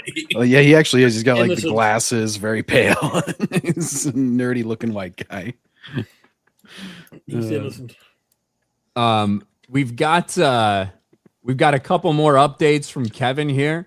Kevin, for $50, says earmuffs kitten. That's 4 drinks. That means cover your ears. You cover your ears. Don't listen to what's about to happen. Bad stuff. But I think he meant to send this one probably earlier. There's nothing after it. But in whichever order, thank you, Kevin, for the $50. And then I'm gonna have to take a couple shots to start the stream. That we get to later. 5. Kevin, oh God, for another $50, says Jack the Ripper was Jack the Jew. Anyways. Sleazy? What was his name? I mean, I'm not that old. Jack Rippenstein? No, people are accusing Sleazy. Oh. Maybe Sleazy's a descendant. Yeah. Ooh. Oh, I you can't related, be because Sleazy? they're all dead. It doesn't make sense. Did they ever know who, or they ever find out who Jack the Ripper was? There, No, there, they there Well, it never- are had to some, be a got it. diversity because the police couldn't figure out who it was. So it had to be a diversity because that's the way there, the UK there, works. there are some names out there. They probably have the name, but they don't know 100% who he was. But Okay. there's Yeah, like such a long time ago. there's like 4 or 5 names that is probably going to be one of them. I don't He think might the have been the UK was first. like that back in like the 1800s, though. He's the nephew of the king.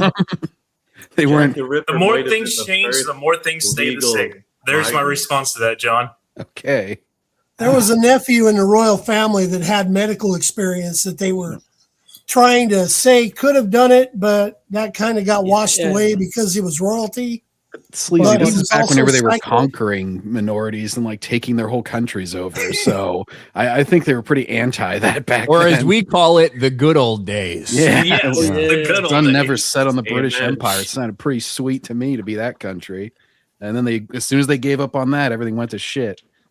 Well, to be fair, it was kind of after America kicked their asses, but yeah. That was after the World Twice. Wars. They kind of lost a lot. Speaking yeah. of things going to shit, is anyone else watching House of the Dragon? And is there still a stream tonight? There will be. So we didn't do a stream because the show sucks. We didn't do a stream because Gary was traveling. These middle episodes have been very messy. I actually kind of liked last episode, even though it was very fast paced in a way. Even though nothing big happened, it was just a lot of setup. My guess is we're gonna get a pretty big battle tonight. I think we might have the end for one of my favorite characters. But I Damon. guess we'll see. But there will be a stream tonight for House of the Dragon. And we'll cover tonight both 6? episodes last Or- week and this week. What episode is this tonight? 6. 6. It is 6. Okay. Episode 6. And then I don't even know how we're going to do because I think the finale is going to come out. Well, I'll be in Vegas when the finale comes out. I don't know if Gary might be home by then. I just don't know what his plans are. So we'll see. Yeah, I didn't like the show to start off with. I've watched it because other people were watching it and talking about it. I was like, this sounds like an absolute shit show. And it's, I don't like it I don't because like I it know at the all. dragons are going to die. Yeah, Simple as. I thought season 1 was mostly good. 2 was sort of a mixed bag, and then 3 seems to have fallen off kind of quickly.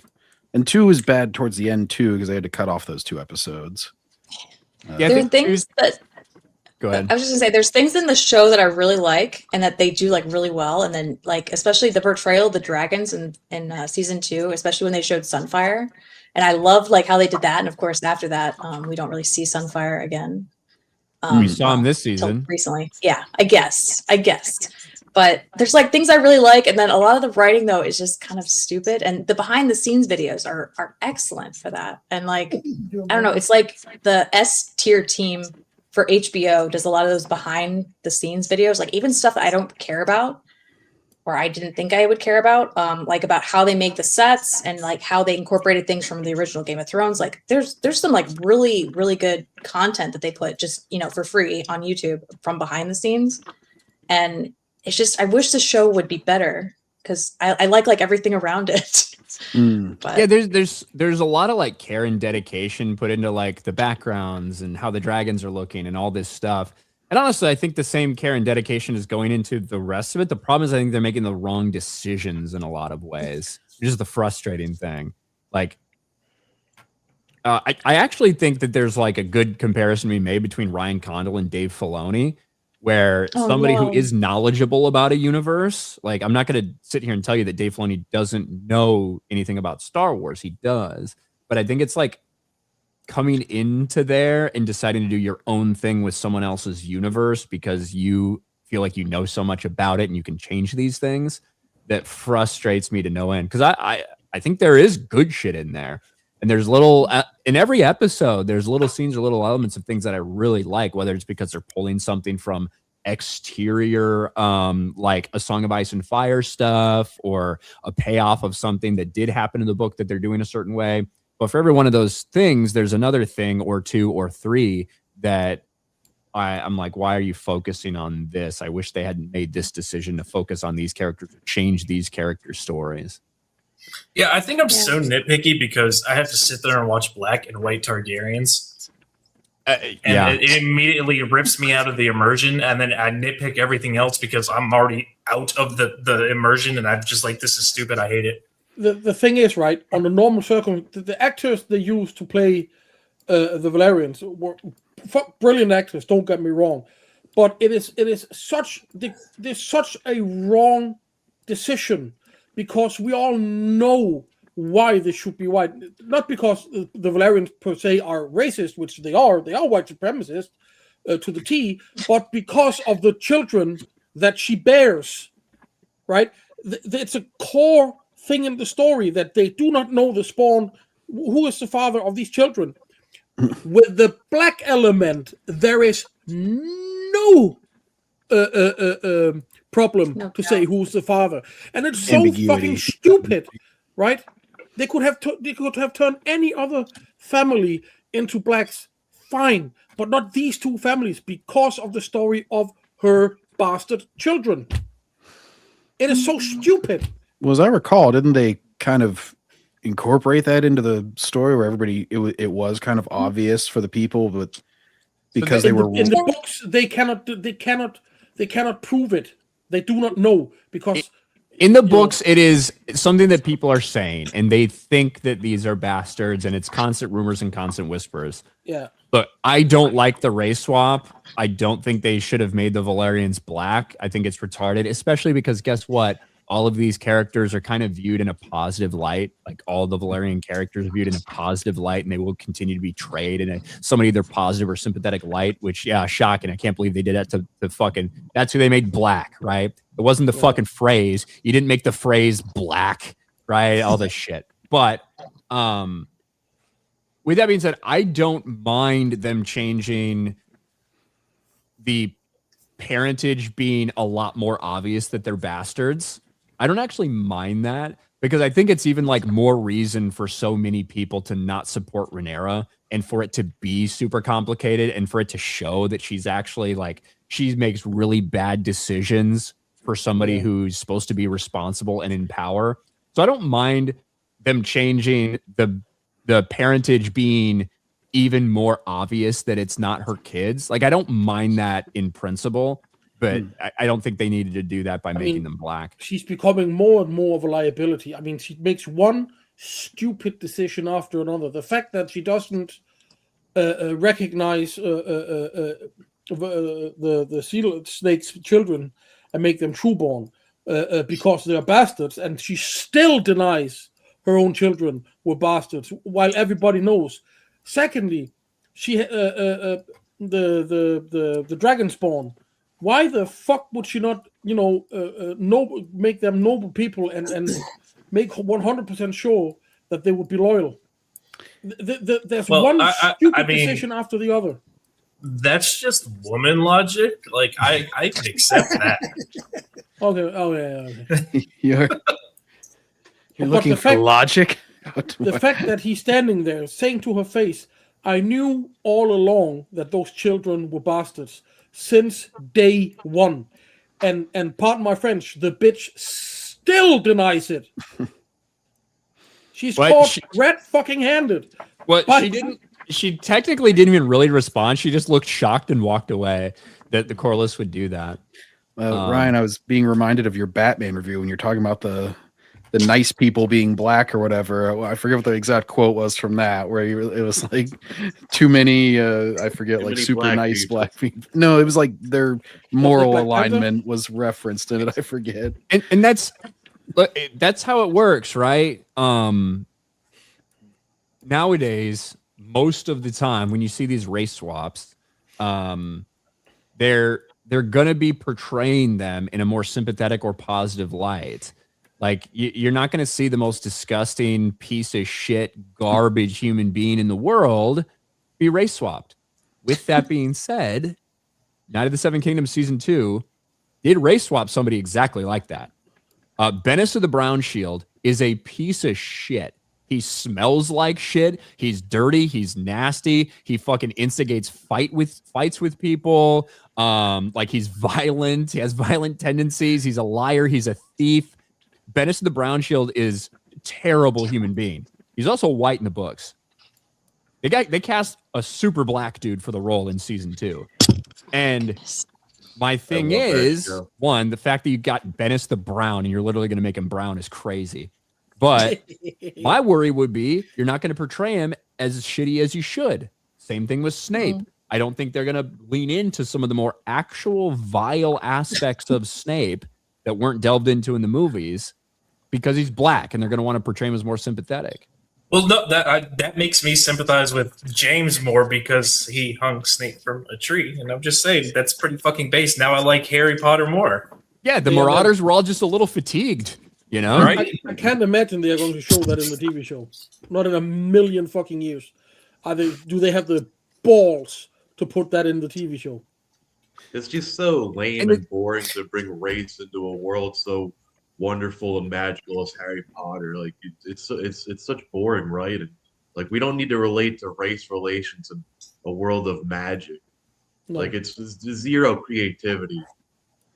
Especially, and this is like, especially for a British story that was written in the 90s and set in the 90s.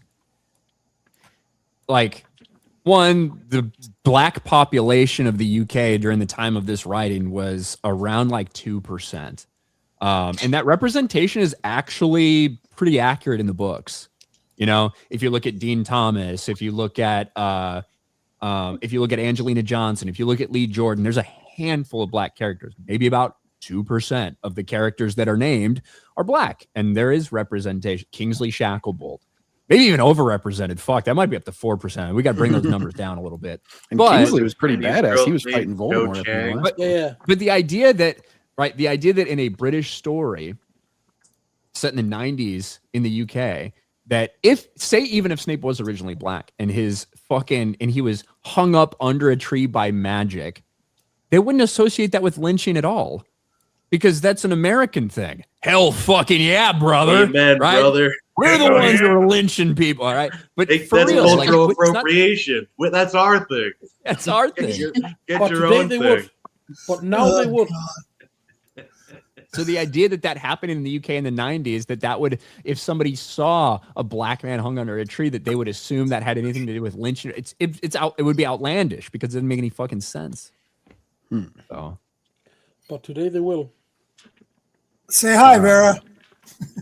Vera's in the chat. So I just got here, but absolutely based. I think that was when we were doing the she was replying to the super chat. No, she was replying to the super chat, I think. Kevin again. God. I guess the earmuffs was still a that's directive. Number 6, Ryan. Kevin for $50. Those some bazookas. Hail all of you. Cool that Ryan has the members on. Good stuff. Thank you, Kevin, for coming in and blowing up with the super chats and blowing up the stream. Appreciate you, man. And I owe you. I've taken a couple drinks, but I think I owe you some more too. A good chug. You've taken some drinks on this stream? I have. I've okay. a couple that you got while you guys were talking. Okay. See, I just thought you were drinking water. Silly me. It's special water.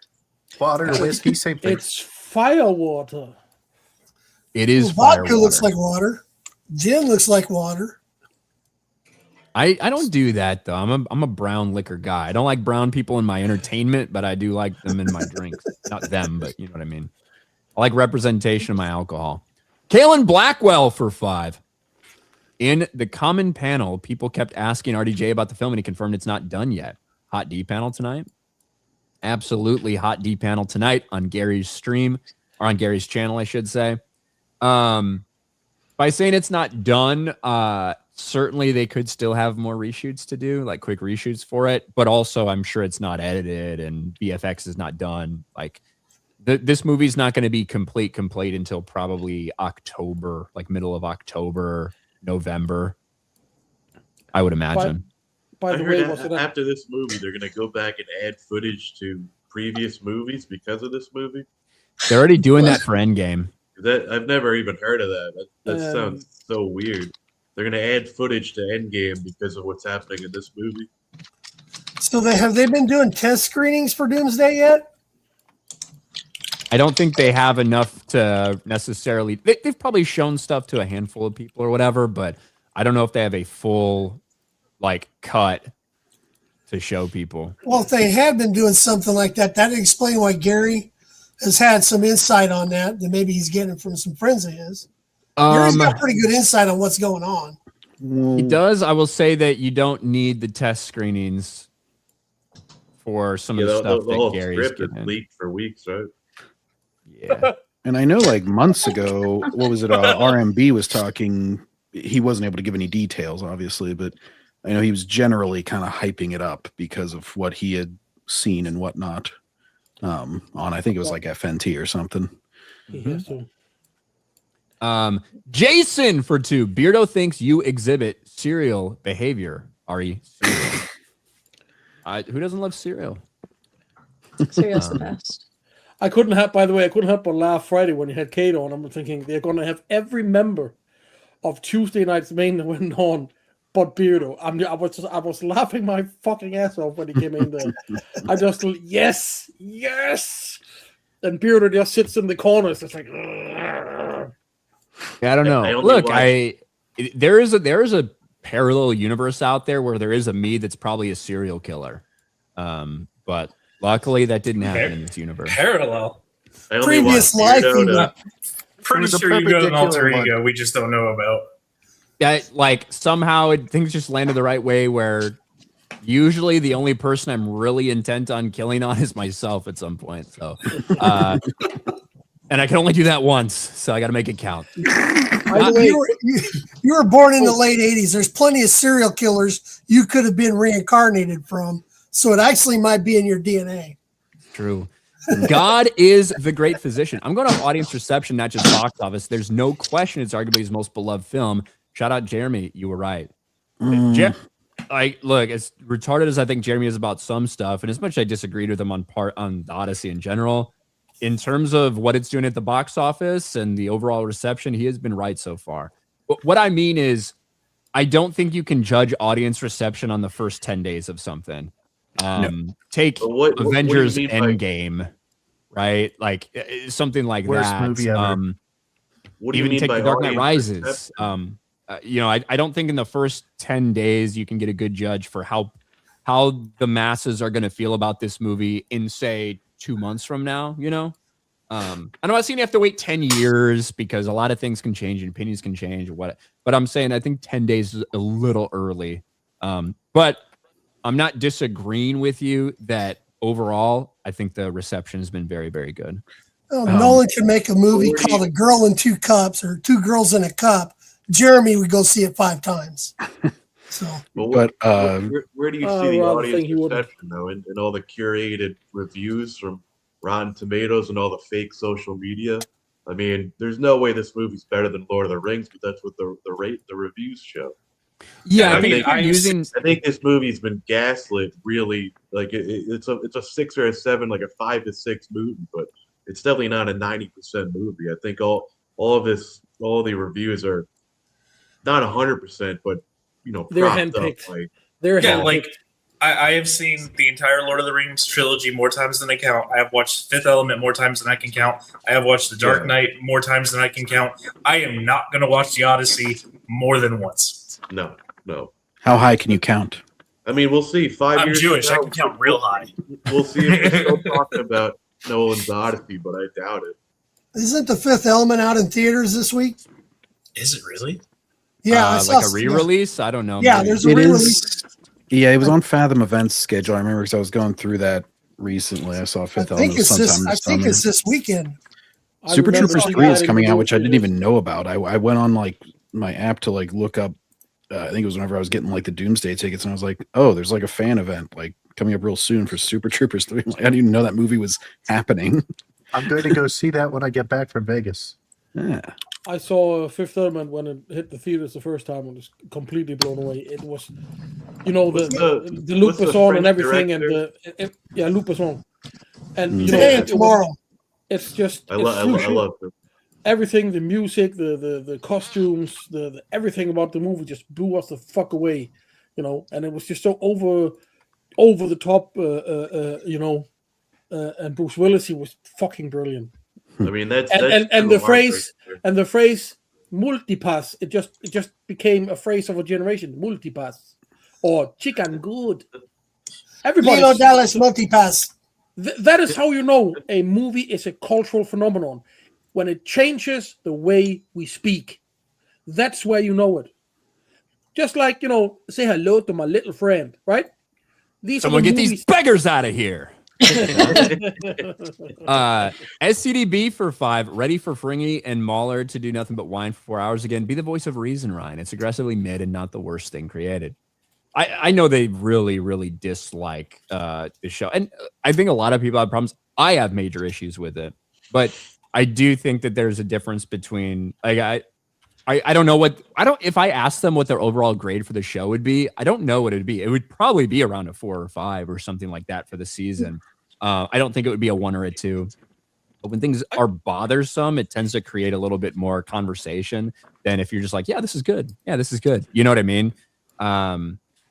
To me right now, I think season 3 is like, I would agree, aggressively mid.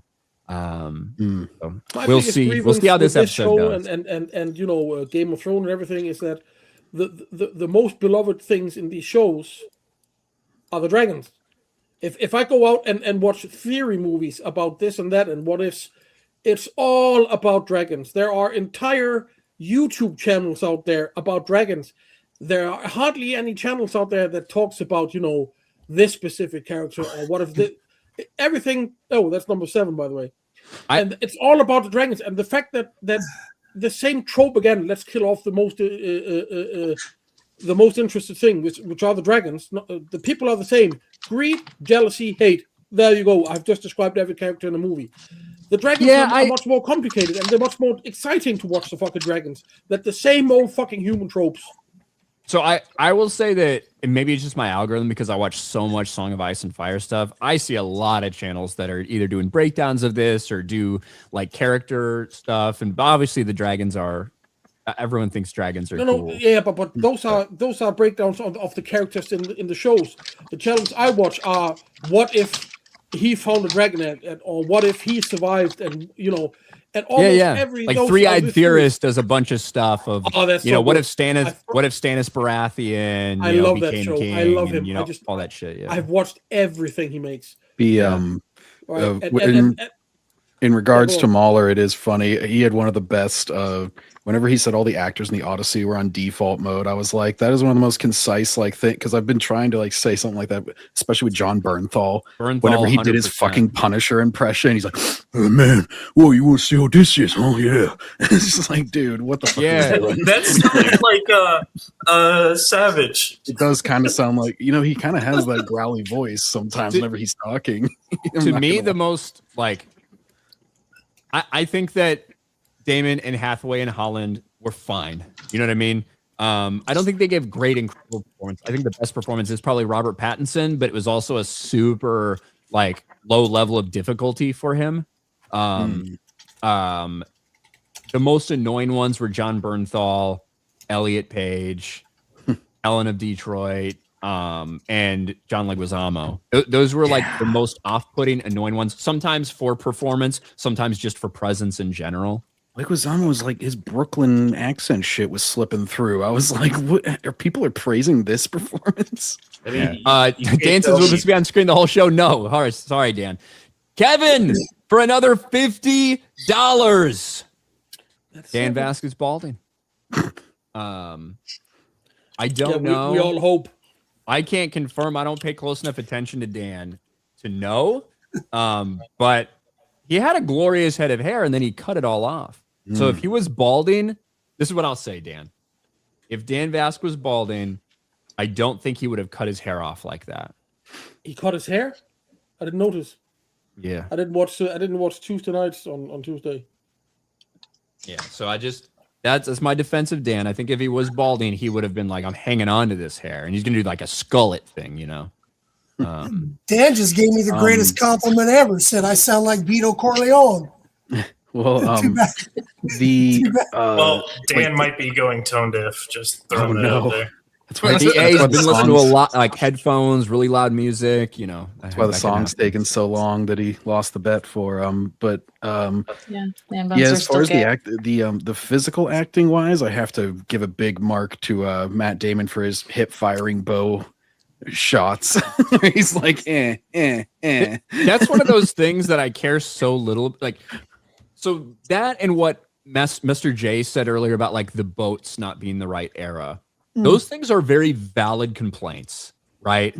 Like they're 100% valid complaints, but they're not ones that are impactful to 99% of people. 99% of people who walk in, they're going to see a boat like that and they're going to look, oh, this looks like an old boat. Same with the armor ship. Now, the armor should have looked better and cooler, but in terms of it being appropriate for the era, most people are going to walk in, they're going to see armor that looks old, and they're going to be like, okay, this makes sense. I buy into this. As opposed to 1% of people who are going to be like able to tell, well, that's not a Greek ship. This is actually this ship, or that armor shouldn't have been around until 500 years after this. That's fucking bullshit. Or this isn't actually the proper way that you would string this fucking crazy bow, whatever. You know? Those are like highly specialized things that are valid complaints and that they should be getting right and should be getting accurate, but aren't very consequential. As opposed to if he pulls out a cell phone, everyone in the world is going to know that wasn't around a long time ago. That takes me out of this story. You know what I mean? Well, not so much. I'd rather see cool armor, cool boats. I mean, it's art. You know, just make it look cool, make it feel cool. Well, and it was more of it was more of an action choreography thing. I meant, like, as far as how he was actually fighting with it. Like, normally, I would agree. But have you seen like the Asian bows or the horse archers or anything? Like, have you watched that? People who actually do that? Yeah, the compound bows. Yeah, the ones that they ride on the horseback and they shoot like one arrow every 2 seconds. Yeah, like. Okay. Yeah, it's possible to shoot a bow fast like that. Yeah, they're short bows though, not long bows. Again, use a long bow on a horse. Longbows weren't invented until 2,000 years after that. This I guess it was kind of like, it was less that, it was more like it didn't even look like he was aiming really, and also just the fact how they sort of set up the fight scenes. Like it was set up to be real cool, and I think it kind of started off cool, but then it got a little bit like beyond the pale of like, I don't know, suspension of disbelief for me. He was kind of like doing no look shot. It was kind of like, it's kind of like if John Wick, if, you know, there's some moments in those movies that are really well choreographed where he's like taking cover and he's, you know, doing his shots really well and everything. And then there's other times where he's just like got his suit up and he's just like, and it's like, that's a little more boring to me. That's the RoboCop scene where they look one way and fire the other way. Well, yeah. I mean, if you're a robot, it makes a little more sense. But well, I mean, no, but that's where that started, was RoboCop, where he didn't have to look at what he was firing at. Right. John Wick just made it look cool. Especially after John Wayne did the same. The Raid guys. Wayne, it's good enough for John Wick. Just watched The Furious. I prefer movies like 300 where they embellish the action, they embellish the armor, make it look cool. It's a story passed down from generations. It's supposed to be embellished. You know, like Agamemnon had better armor than Batman did. You take that 5-pound fish that you caught one time, you know, 5 years later it's a 10-pound fish. Oh, yeah, that's fine. You know, these are stories that existed over thousands of years. If you want to retell the story of your people and your heritage, you're gonna prop it up. You're gonna make it cool. Like, yeah, 300 Spartans, head to toe armor with these cool ass helmets. They're chucking spears. They all had spray painted on abs. It was incredible. There was a Scottish one for some reason. They all look like, you know, like their abs are always glistening, wet, sweat all at all times. I mean, it's badass. And they're just. I mean, to be fair, I mean, that's what a story should be. You embellish it. You make it look cool. You know, it doesn't always have to be perfectly accurate to the time period. It's just got to look. I mean, the rule of cool is a thing in writing. You got to sometimes just do something because it's cool. And that's fine, but then the director shouldn't go out and say we're going to go for somewhat historical accuracy. I think there's a balance. I think that's all most people want, is like a balance where it's like, okay, let me believe we're in this time period. So you're focused on not using instruments that weren't around during that time period because you want to make people in. But then the dialogue is so fucking modern and gay and shit. Yeah. And then you're not paying attention to everything else that would have been that. So I agree with like the hypocrisy surrounding it. But overall, I think that like the armor and the ships and things like that, those are very, very small, valid criticisms that won't impact a ton of people. And it's certainly not the biggest problems with it. But I think it's fair to point those out and say that those problems and lack of attention to detail could have led to other things that happen. So, but we do have to end the stream, guys. This was a crazy stream. It got really weird at times. It got very weird. Kevin was saying very nice things about Angst Kitten, saying very nice things about Tommy Campari. It was crazy. I think Net Stealer, we've had people dropping out and then popping back in. I got 2 fucking Net Stealers here for some reason. It's the fucking internet sucks. No, 2 bum needs to complain about. It's just the rumors. There you go. No, I opened a second window and it, boom, lost it. No, that's all right. But so as a reminder, guys, I do this stream once a month. Usually it's on the last Sunday of the month. Sometimes that depends on my travel schedule and stuff like that. The next time we'll do the stream might be the 23rd of August because I think I'll be traveling on the 30th of August. So let's set right now, 23rd of August. We'll plan for this stream in all likelihood. These guys are all some of my top tier supporters, channel members, patrons, stuff like that. So if you guys can support them, I'd really appreciate it. Some of them have channels, some of them don't, but I appreciate the hell out of them for their support and that we can do this once a month. Just have a random chat about serial killers and shit because I don't get to talk about that enough. Biggles Mets, where can people find you? You can find me usually during streams that Ryan's already doing. Like Fuck My Life is the same time as my Monday stream. But no, you can find me at Biggles Mets on YouTube, Rumble, Twitter, or X, or whatever the fuck you call it. Stream on all those Monday and Fridays. And then I'll probably be going back to the weekend streams once Fire Emblem comes out on the 17th of September. Yeah. But that's it. And you can find me here when I actually remember to show up. There you go. Shout out Biggles. Thank you. Angst Kitten. You don't have a channel, do you? No. You can't find me anywhere as of yet. But I've been deciding if I'm into Scandinavian detective shows. That's why I wanted to ask Master J, being our resident expert. I watched shows. Department Q, the Danish one, and then I watched like some Harry Hole or something, Norwegian. What? Yeah, there's the bridge. Say that again. What? I think it's called Joe Nesbo's. Nesbo with an O/E-O. Joe Nesbo's Harry Hole, and that's his name. Okay, it's not supposed to be perverted, but oddly enough, the show has glory holes. There's like a lot of weird innuendo going on. Okay. Hold on, you bring up Harry Holes and glory holes. Very simple. With the dude who looks like Ron Jeremy on the stream. You have to watch a show called. What's the show called again? There's a show called The Bridge. It's a Danish-Swedish corporation. It's about a murder that takes place on the very large bridge between Denmark and Sweden, and practically in the middle of no man's land. What? Is it really gay? Gay? It's about a fucking murder and detectives and shit. Okay, that's what I thought this one would be about. The Harry Hole one was like super gay. It's Norwegian, of course it's gay. Every Norwegian is gay. Okay, that's why we sold them to Sweden. The bridge. Okay. The bridge. All right. Well, I'm glad I got your recommendation. I think you probably know Kim Bodnia. He played. He was in the Formula 1 movie with Brad Pitt, so you probably know his face. It's about a murder and jurisdiction and shit all about that and who commits the murder. So watch that one. Okay. All right. I don't want to keep this going too long, but like I said, I tried to message you about it, and I need your opinion, your informed opinion, in order to continue this adventure I'm going on. So I appreciate that. I'll check that out. You are you're barking up the wrong tree there. Maybe. I mean, like I said, one of them was great. The other one was really gay and weird. It's again, Norwegian is always gay. Okay, noted. Danish good, Norwegian gay. Write that down. All right. Danish, but thanks everyone. Have a good Sunday. Yeah. Thank you, Angst Kitten. Mr. J, what about you? Well, except for Twitter, I'm nowhere, and you don't need to, throw me any follows or anything. Nothing really happens on my Twitter.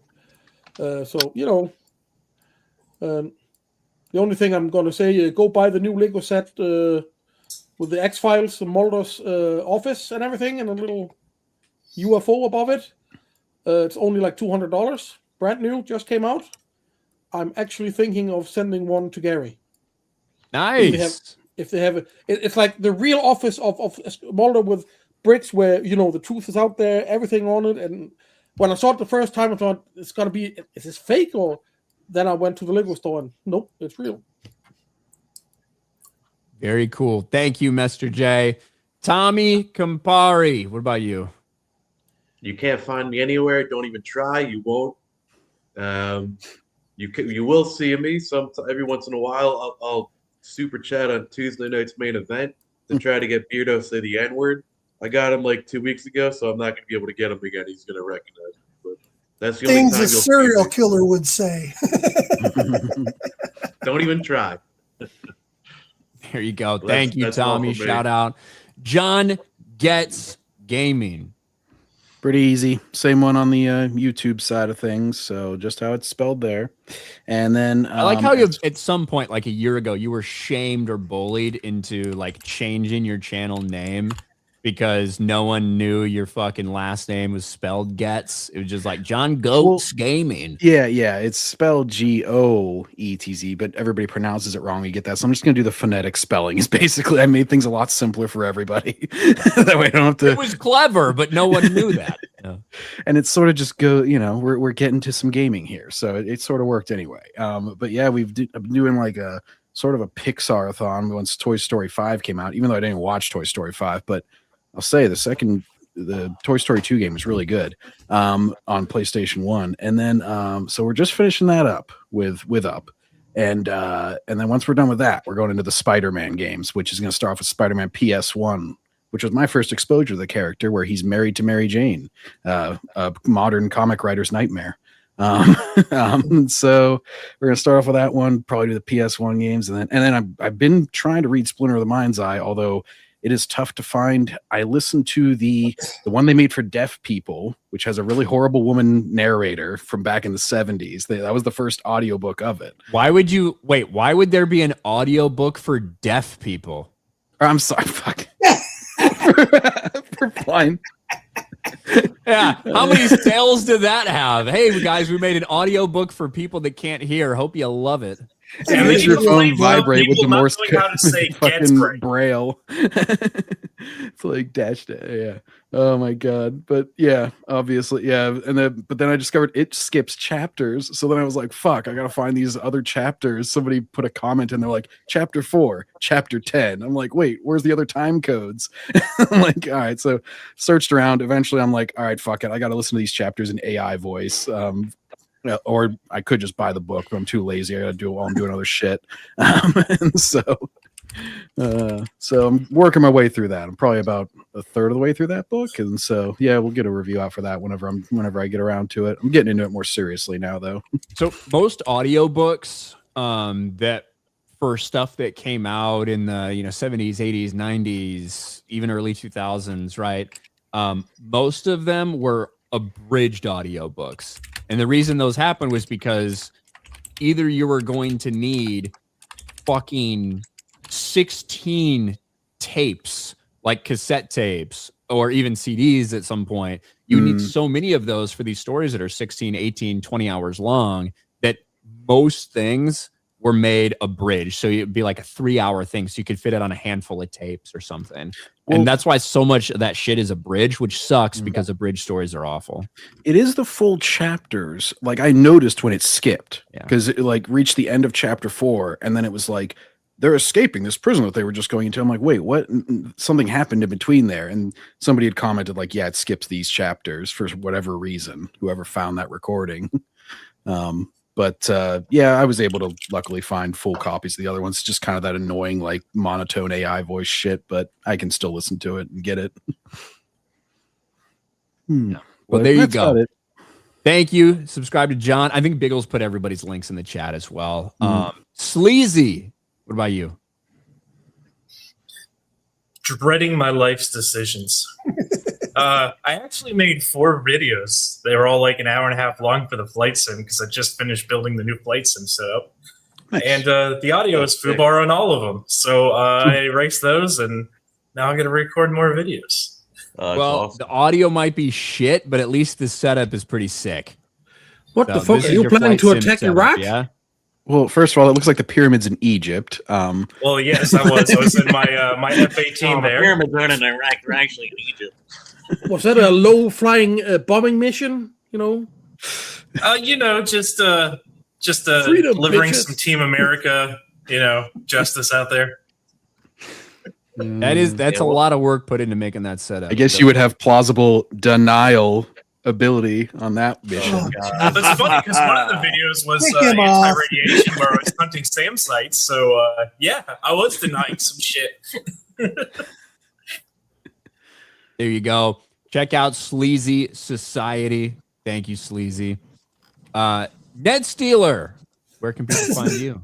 Thank you. It's been a rough month, so I haven't done much. Like I said, I did try to do an Odyssey video today asking John Legless Homo if I could watch it. I don't know that anybody knows him, so I'll probably never get permission. So I'll try to do some more. But I wanted to tell you, Ryan, hopefully you get 2 packages. Because I had to go and be retarded and put my name where the from is and put yours where the 2 is in the wrong spots. So I don't know if both packages get there. What the fuck I was thinking. I went to go fill it out and I'm putting my name where the delivery address is. So I'm sending it to you. So you're sending it to me, but I paid for it. That's good. I will keep an eye. I'll keep an eye out for the packages. I appreciate Net Stealer's feeding my Pokemon addiction. So thank you, Net Stealer. Actually, not Pokemon. It's a nice surprise here. Something really? a little different. Something a little different. Also, I guess I'll spoil it. I sent you 2 packages of ramen that I got at my local Asian market. One of them is straight ramen noodles. The other one is the curly ramen. Just make them according to the package directions. Let me know which one's closer so I can work from there to try and see if I can't find a better ramen. Because I do have a really good Asian market right down the street. And I should have been going there for decades. I'll have to check it out. I have had a lot of ramen since I got back from Japan. I'll be honest. I've had a lot. The one of them is really good. It's pretty spicy. It's delicious. Well, I like the spicy ones too. So thank you, Net Stealer. Go check out Net Stealer's channel. Once he gets out that video taking down John Legless Homo. And then Ryan, I don't know if Ryan can speak right now. I think he left. Well, he's got his thing here, but I'll put in what he said. Or at least some of what he said in the chat, if I can find it. Nothing for him to plug. Might be putting out a very rough cut of an out-of-theater review next weekend for either the Odyssey or Spider-Man. Thank you for having me on, Ryan. Hey, thank you, Ryan. We appreciate it. We know he's in a loud house. So thank you, Ryan, as always. And we've got 2 more super chats. One from Name Doesn't Matter, who's been on the past couple weeks. Couldn't make this one, unfortunately. Work kicking my ass. Cheers, fellas. Marvel's SDCC presentation was shockingly light. It was. I think people expected a little more from it. We got a sneak peek at Doomsday, which people expected. 2 movie announcements, but looks like they're playing a lot of things close to the vest. And maybe a lot of what they do is going to highly depend on how these movies perform. And it's the 7-year anniversary of Kevin Feige announcing Blade, so maybe he doesn't want to get too ahead of himself this time. Thank you, Name Doesn't Matter. And Kevin Hunts for $50. Kevin's gone crazy this stream, by the way. Tommy Salami, where you at again? N-word. Wait, are you Shiloh? What? I said, don't even look. You won't find me. Jonah Park did nothing wrong. So Shiloh Hendricks, who's been in a little bit of trouble with the law recently. So thank you, Kevin Hunts, for another 50. Did I say Roman noodles or ramen noodles? You said ramen. Getting blasted. I'm getting blasted for saying Roman earlier. Look, I'm saying you said Roman just because it's funnier. It's just your speech impediment. It's okay. Roman noodles. Net Stealer, the Romans didn't have noodles. I mean, they had pasta since they were Italians, but no noodles outside of spaghetti. Spaghetti are noodles, you retard. Yeah, wait, what? Wait, what'd you say? Spaghetti noodles are noodles. Spaghetti? Spaghetti. Are you doing that on purpose, or is this some sort of impediment? Are you having a stroke? Well, it was pus getting when I was a kid. I learned how to say it. I see. I learned how to pronounce it better, just not accurately. It's my dyslexia. All right, I'm sorry. Don't make fun of my dyslexia. It's like my brother had to call them Roddies because he couldn't say. He would always go rut rar. I was like, it's a rut. Fun of someone's dyslexia is not fun. All right. Yes, it is. That's it, guys. Thank you for being here. I will be live probably about 1.5, 2 hours from now on the main channel. Got to go grab something to eat. Get ready for the main stream. And then Gary's House of the Dragon stream a little after 10 p.m. whenever House of the Dragon episode gets done. So for stream, the Power Sunday, the 4-stream Power Sunday. Thank you to my guests for joining me. Please go support them. Thank you guys for the support. Thank you, Kevin, for going crazy today. You son of a bitch. I owe you a couple shots still, I think. And then East Coast Toasty Boy. Old. I also said outsode of. You're making fun of him. And then it's like. Fuck. Thank you, East Coast Toasty Boy. We'll see you guys in a couple hours on the main channel. Bye, everybody.